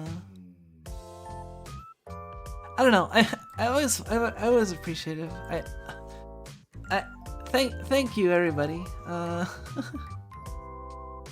I think I'll sleep well tonight, and oh yeah, so I'll give you a whoops. You didn't see that. Wait. Oh no, you saw the names of my music. Here, like, as the last thing before we end, I'll give you an idea of like what my plans are. So we got the New Year's stream tomorrow. And then I think I'm probably going to, I don't know.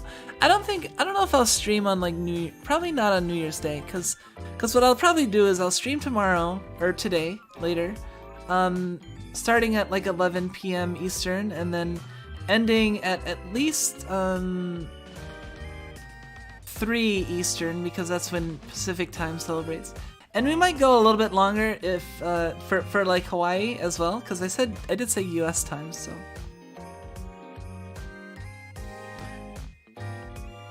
Yeah, Racklad is here in spirit. I mean, I'm sure Racklad is watching the VOD at some point. And even if not, you know, still. But what else was there?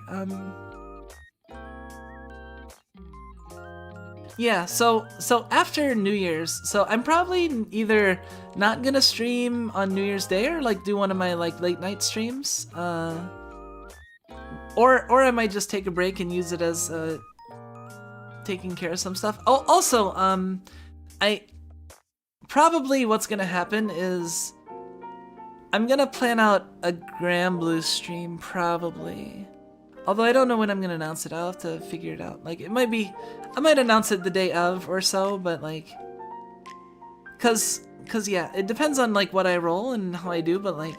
On the last day, we might do like the last rolls, and then also like maybe sparks. So we'll see. We'll see if I do that on stream or not. And so besides that, now that I have my new computer set up, I'm gonna be moving some of my schedule. So I can't say that I stream most midnights.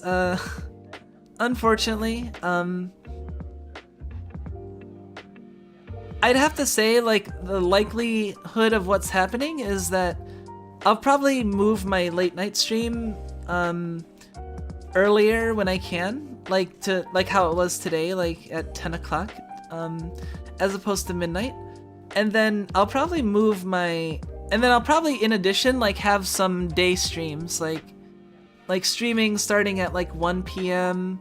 or even like earlier than that, like, you know, having like a shorter stream, like maybe in the morning, like at 9-10 on weekdays. Like I have a lot of options, so I feel like the other staple time slot I'm kind of have my eyes set on is like 1 p.m. and later, you know, because that would be a decent stream, and then I could stream until basically dinner time. And then you know, have a rest of the day off, and then, you know, maybe stream, you know. So that's what I would expect from me. In addition to my late night streams becoming a little bit earlier, I'll probably also add afternoon streams as well. Anyway, that's all for today. Thank you all for coming. I do appreciate it, and I had a lot of fun. I hope you guys had a lot of fun too, and see you next time. Have a good night. Wait, oh shit.